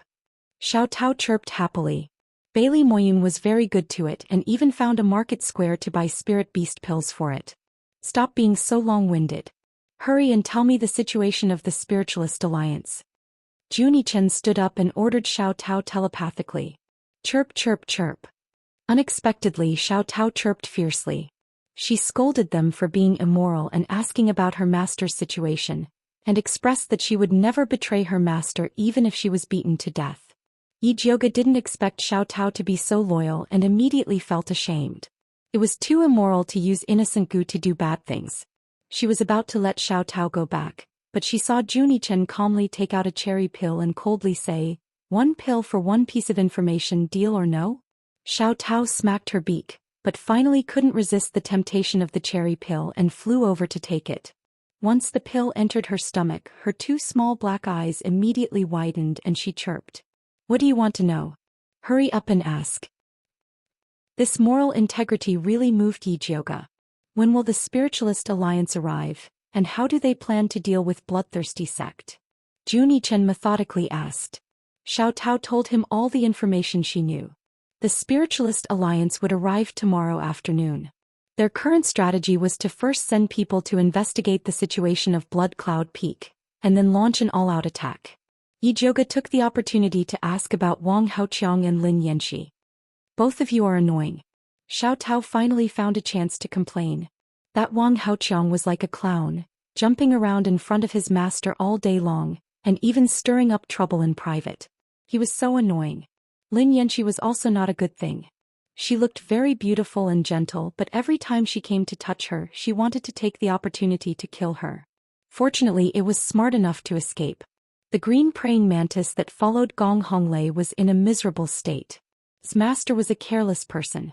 He didn't know that Lin Yanxi was so evil and almost killed the green praying mantis. Fortunately, it gave the green praying mantis an idea. Every time Lin Yanxi came over, it would spray green liquid. Later, Lin Yanxi found it disgusting and stopped coming. The little eagle that followed Nan Gongli was the best. Its owner drank a lot of ice and ignored everyone. Lin Yanxi couldn't harm it even if she wanted to. "Your master didn't notice anything strange about them?" Yi Jioga asked. Xiao Tao and Bailey Moyun had signed a contract, so there was some telepathy between them. "Master doesn't understand what I'm saying, but after he knows that I hate that evil woman, he won't let her near me." Xiao Tao was very satisfied with her master. With Bailey Moyun's shrewdness, he should have noticed something. Yi Jioga had a good impression of that swordsman with peach blossom eyes. As long as someone started to suspect something, she was confident that she could expose Lin Yanxi and Wang Haoqiang's identity as spies. "Miss, we can just tell Gong Shifan. Why do we have to make it so complicated?" You didn't understand. Before we have conclusive evidence, speaking rashly will only arouse suspicion. Especially since Wang Haoqiang has a grudge with us, the people from the Spiritualist Alliance might think that I'm abusing my position to take revenge. Yi Jioga shook her head. Speaking rashly without evidence would only alert the enemy. At that time it would be difficult to use the two spies. Then what should we do now? Yu asked worriedly. Of course we're going to meet up with Gong Shifan and the others. No matter what, they're the main force in attacking bloodthirsty sect. Yi Jioga revealed a reserved smile. When Yi Yu saw her smile, he knew that someone was ready to fall into a trap. He couldn't help but rejoice that he was on the same side as Mississippi. "Little Peach, you've worked hard. Go back." Yi Jioga was in a good mood. She gave Little Peach half a bottle of cherry pills and let her go. The next morning, Yi Jioga made herself look dirty and rushed to meet up with Gong Shifan and the others. "What happened to you guys?"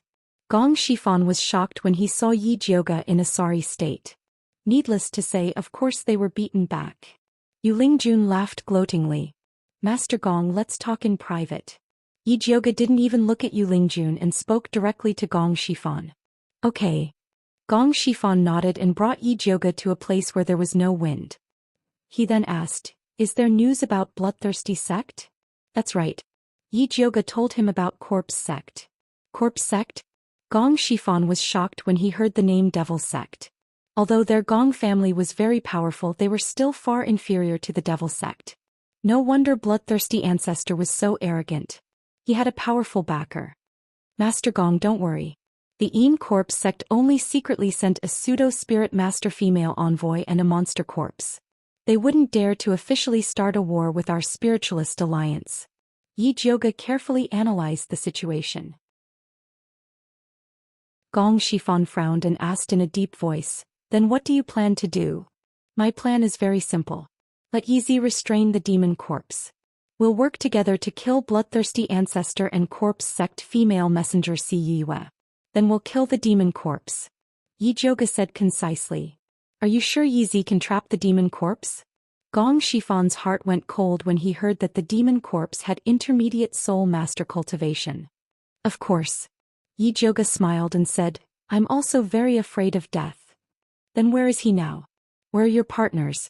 Gong Shifan asked. My partners are near Blood Cloud Peak. They're with Yi and are ready to support us at any time. Yi Zhouge swore confidently to Gong Shifan. Yi Yu and Luo Tian were indeed near Blood Cloud Peak. However, Zishang was her trump card. She wouldn't make a move unless it was a critical moment. This is not a small matter. Let me think about it. Gong Shifan's face was heavy. He thought that bloodthirsty ancestor was only a beginner soul master and that his disciples were just a motley crew. That was why he dared to lead the team to kill him. Now that he had pseudo-soul master Si Yue and an intermediate soul master demon corpse, he had to consider whether he could complete this mission.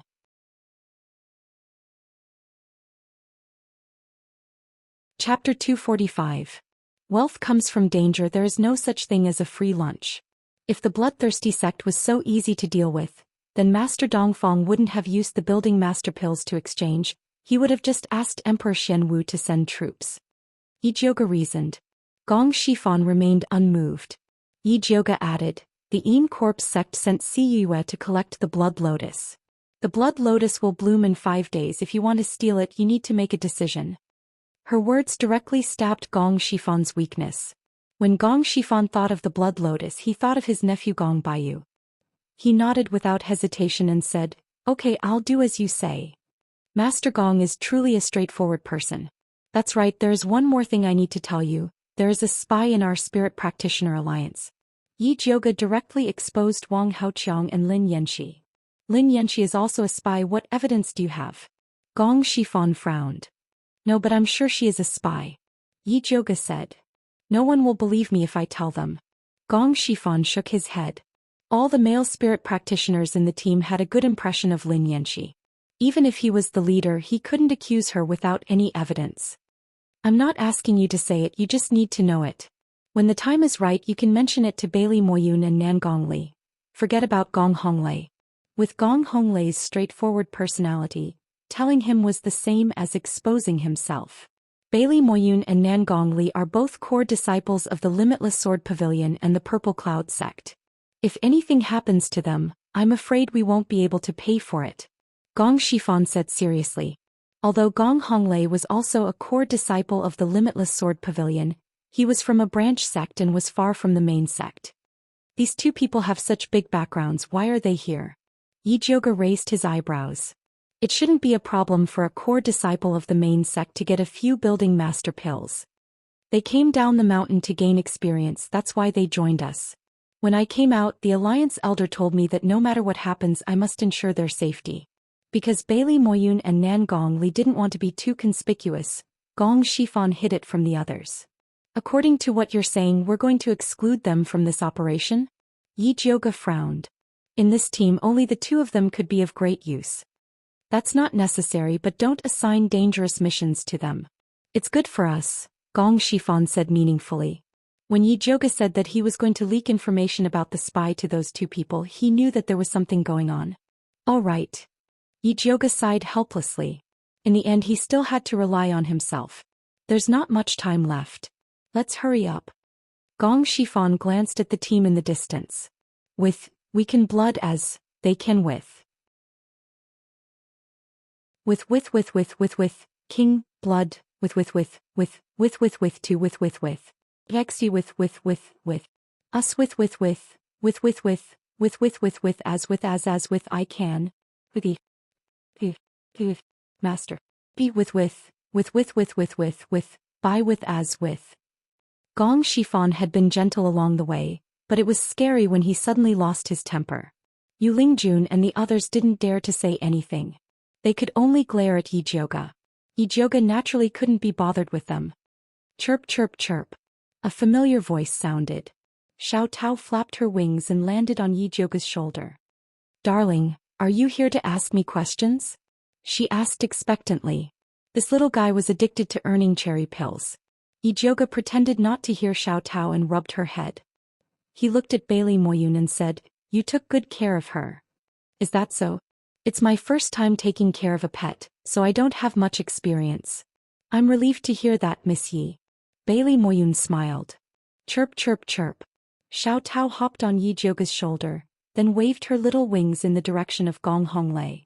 Darling, hurry up and take a look at little Greenie. It was injured by that bad woman last time and it still hasn't recovered. Yi Jioga looked in Gong Honglei's direction. He was still busy setting up the camp and didn't seem to have time to come over.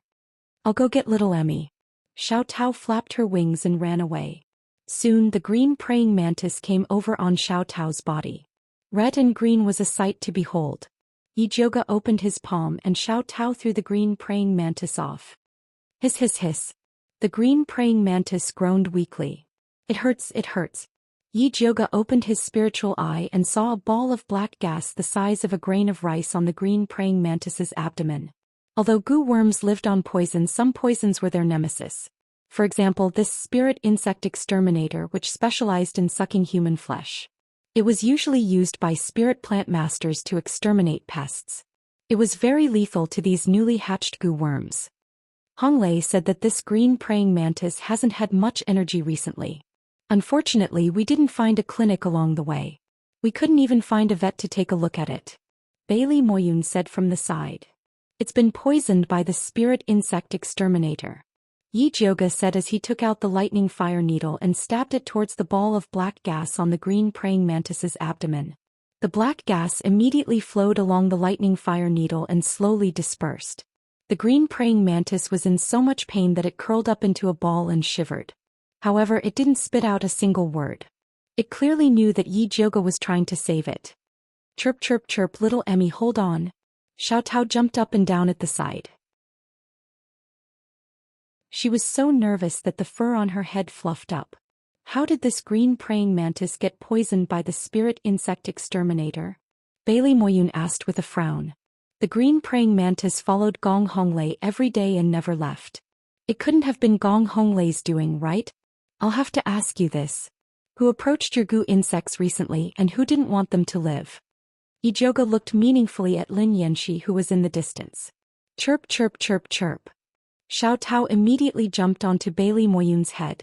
She grabbed his hair and shouted angrily, "It's that bad woman's fault. I've said it so many times but you still don't understand. You're such a stupid master. Let go, let go." Bailey Moyun's scalp hurt from Xiao Tao's grip. He quickly grabbed it and scolded, "Are you trying to rebel?" Chirp chirp chirp chirp. Xiao Tao shouted with an unyielding look. Stupid stupid stupid. Does eldest miss know what Xiao Tao is saying? Bailey Moyun looked at Yi Jioga helplessly. He couldn't deal with the rebellious Xiao Tao in front of Yi Jioga. Moreover, he couldn't bear to do so. I guess it's probably trying to tell you who the murderer is. Brother Bailey, if you put your heart into it, you'll naturally understand. Yi Jioga blinked and lowered his head to continue detoxifying the green praying mantis.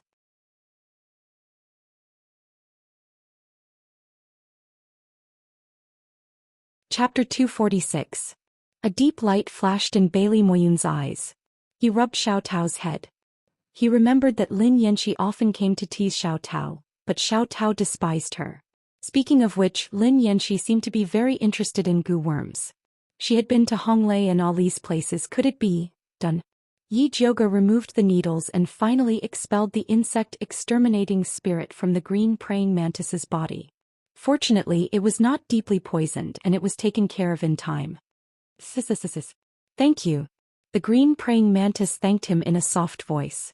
Compared to the noisy Xiao Tao, it was much more refined. Good. Yi Jioga rubbed the green praying mantis's head and gave it a cherry pill. The green praying mantis slowly ate the cherry pill and rubbed against Yi Jioga's palm gratefully. Chirp chirp chirp. Cherry pill. Xiao Tao screamed at the sight of the cherry pill. It did not go to the extent of snatching the green praying mantis's things. It just circled around Bailey Moyun and screamed, "Delicious, delicious, delicious, stop arguing." Bailey Moyun's head hurt from Xiao Tao's noise. He stretched out his hand to catch it, but Xiao Tao dodged and attacked its master with an even crazier cry, "Eat, eat, eat. Young miss, save me." Bailey Moyun covered his ears in pain. Xiao Tao was an angel when she was cute, but a devil when she was hateful. Alright, it's just a cherry pill. Look at you. Yi Zhouge glared at Xiao Tao and took out a cherry pill. Xiao Tao immediately flew over and hugged it, then hid on Bailey Moyun's head and happily nibbled on it. The world was finally peaceful. Bailey Moyun's hair was messy, and he looked like he had nothing left to live for. What are you doing? At this time Gong Honglei finally finished his work and walked over with Nan Gongli. Young miss is treating your little green. Bailey Moyun said and gave Yi Zhouge a look. He did not say that the green praying mantis was poisoned because he was worried that Gong Honglei would question Lin Yanxi. Yi Zhouge smiled knowingly and said to Gong Honglei, little green is just not used to the climate, it is not a big problem. Good. Gong Honglei breathed a sigh of relief. He loved his green praying mantis very much. Ali, why don't you take this opportunity to let young mistress examine your little eagle goo? Bailey Moyun changed the topic. After Nan Gongli heard this, he quietly called out little eagle. The black-feathered red-eyed little eagle goo slightly raised its chin, trying to maintain the same arrogance as its master. Unfortunately, Nan Gongli was really cold and arrogant, while the little eagle goo was really pretentious. It's very healthy. Yi Zhouge had already learned about the little hawk situation from Xiao Tao, so he checked it quickly and gave the little hawk a cherry pill. In the face of such delicious food, the arrogant and indifferent pretending eagle immediately lowered his noble head and swallowed the cherry pill. Then he raised his head and saw another pretending eagle. I wonder where eldest miss bought this pill from? Nan Gongli asked. Being able to make him who did not smile, take the initiative to ask, it could be seen that he was very concerned about his little eagle goo. This is a pill I refined myself, it's called cherry pill. It can calm the nerves and gather qi and nourish the meridians. Yi Zhouge strongly recommended. Calm the nerves and gather qi? Gong Honglei looked suspiciously at the small red pill and asked, can people eat it? Of course. Yi Zhouge nodded. People were transformed from monkeys, of course they could eat it. Let me try. Bailey Moyun threw one into his mouth and chewed. After eating it he immediately expressed his surprise.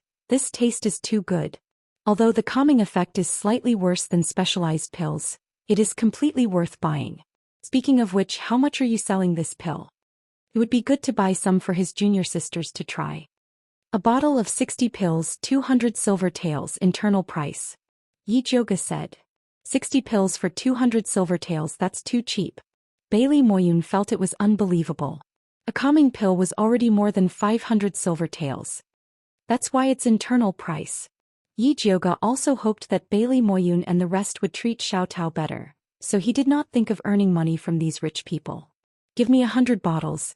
Bailey Moyun said generously. Me too. Nan Gongli followed. Me too. Gong Honglei also did not hesitate. As expected of a rich person. Yi Zhouge sighed inwardly. Xiao Tao and the rest had followed the right person. I don't have that many cherry pills on hand, so I can only give each of you 10 bottles. The 30 bottles were taken from the purple decease ration. Then we'll pay first. You can give us the pills when it's convenient. Bailey Moyun wanted to pay on the spot. However, he did not pay with silver taels but with spiritual jades. Spiritual jades cost 200 silver taels per piece in Great Divine City, and were specially used for spiritualists' cultivation. Above spiritual jades were spiritual pearls, and above them were spiritual stones. It was said that 10,000 gold taels per piece was priceless. In Thunder Nation, spiritual jades were also sold, but the price was higher, 250 silver taels per piece.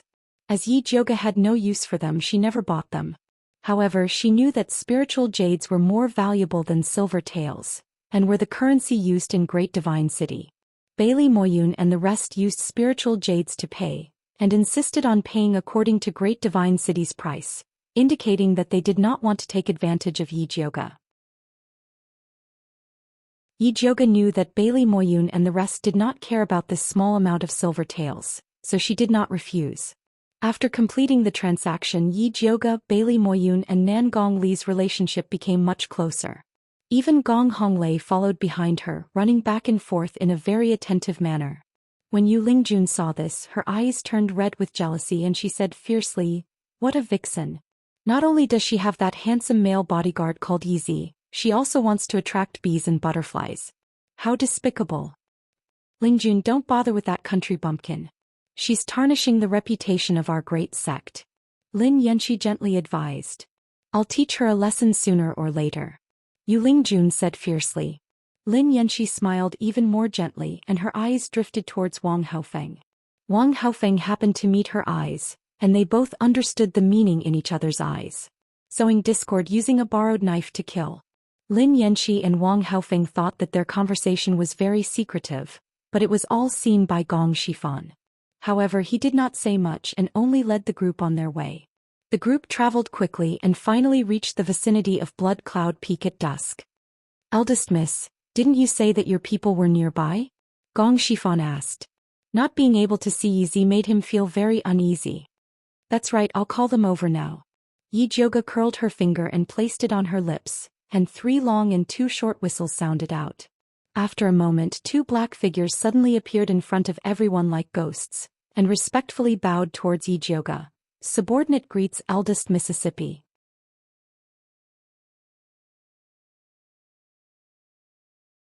Chapter 247. These two were Luo Tian and Yi Yu. In order to teach these snobbish disciples a lesson, they purposely used this method to appear. As expected, Qiao Xiaohua's group was blinded. Qiao Xiaohua didn't notice when Luo Tian and Yi Yu approached.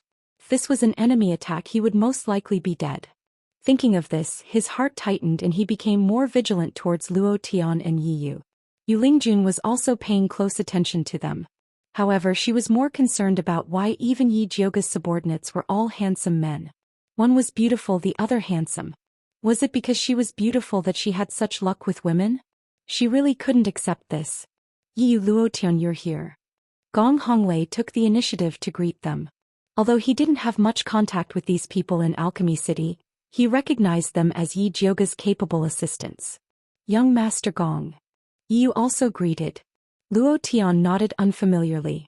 You too, tell Grandmaster Gong about the current situation of Blood Cloud Peak. Yi Jioga went straight to the point. Yes, Blood Cloud Peak has sent more people to patrol and the Grand Formation has been activated. If we want to enter before the blood lotuses are harvested, we can only attack. Yi Yu solemnly explained the situation. Attack then. I want to see just how powerful bloodthirsty sect's Grand Formation is. Wang Haoqiang shouted. The others also joined in.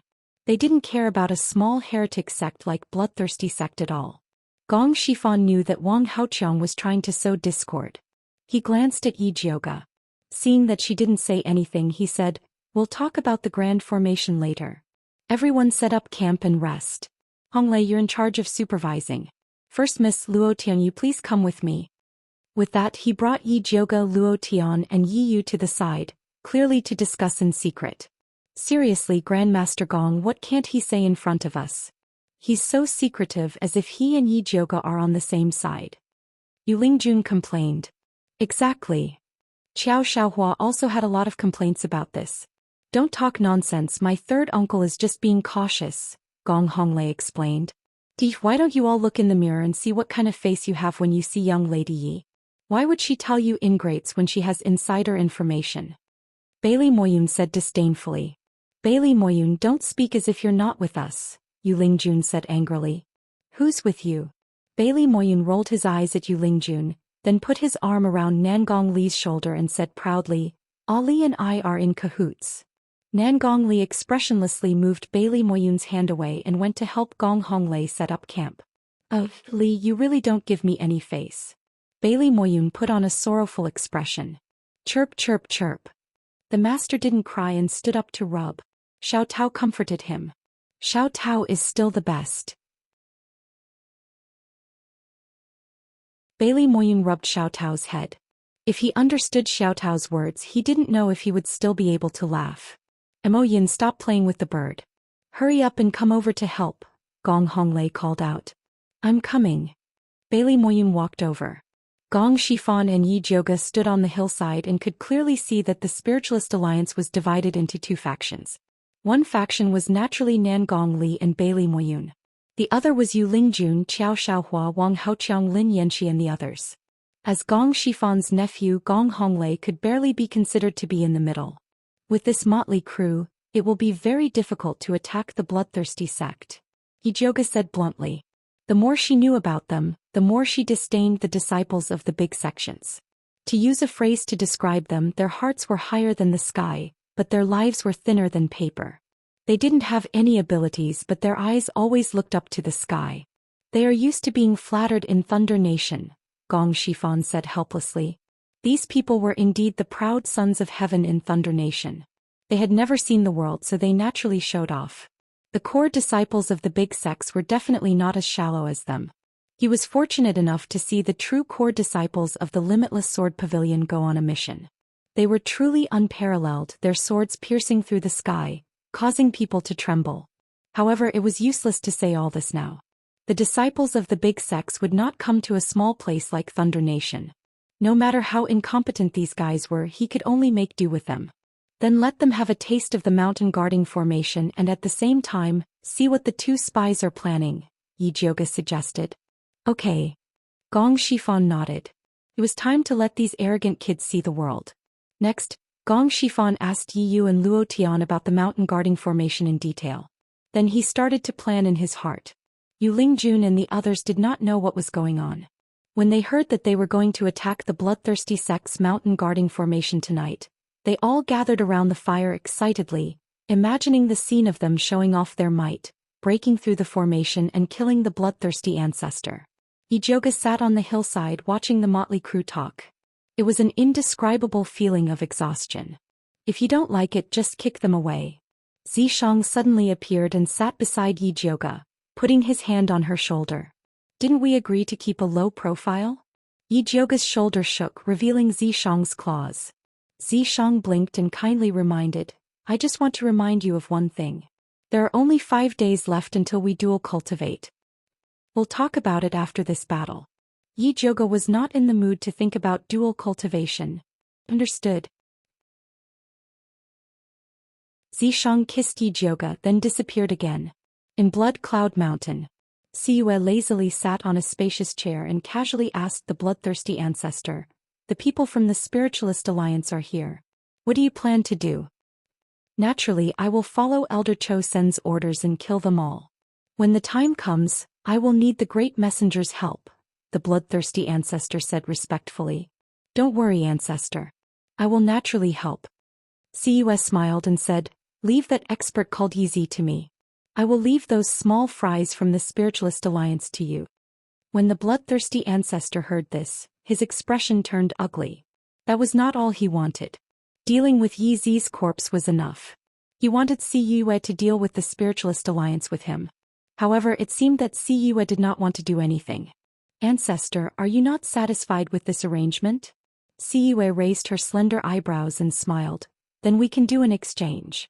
You deal with Yizi and I will deal with the people from the Spiritualist Alliance. Great Messenger, you must be joking. How can I deal with Yizi? Only you can take him down. The bloodthirsty ancestor immediately put on a fawning expression. Even the intermediate spiritualist corpse could not take down Yizi, so there was no chance for him to do so. Moreover, such a powerful spiritualist, if he could completely kill it, it would be a good material to refine a corpse.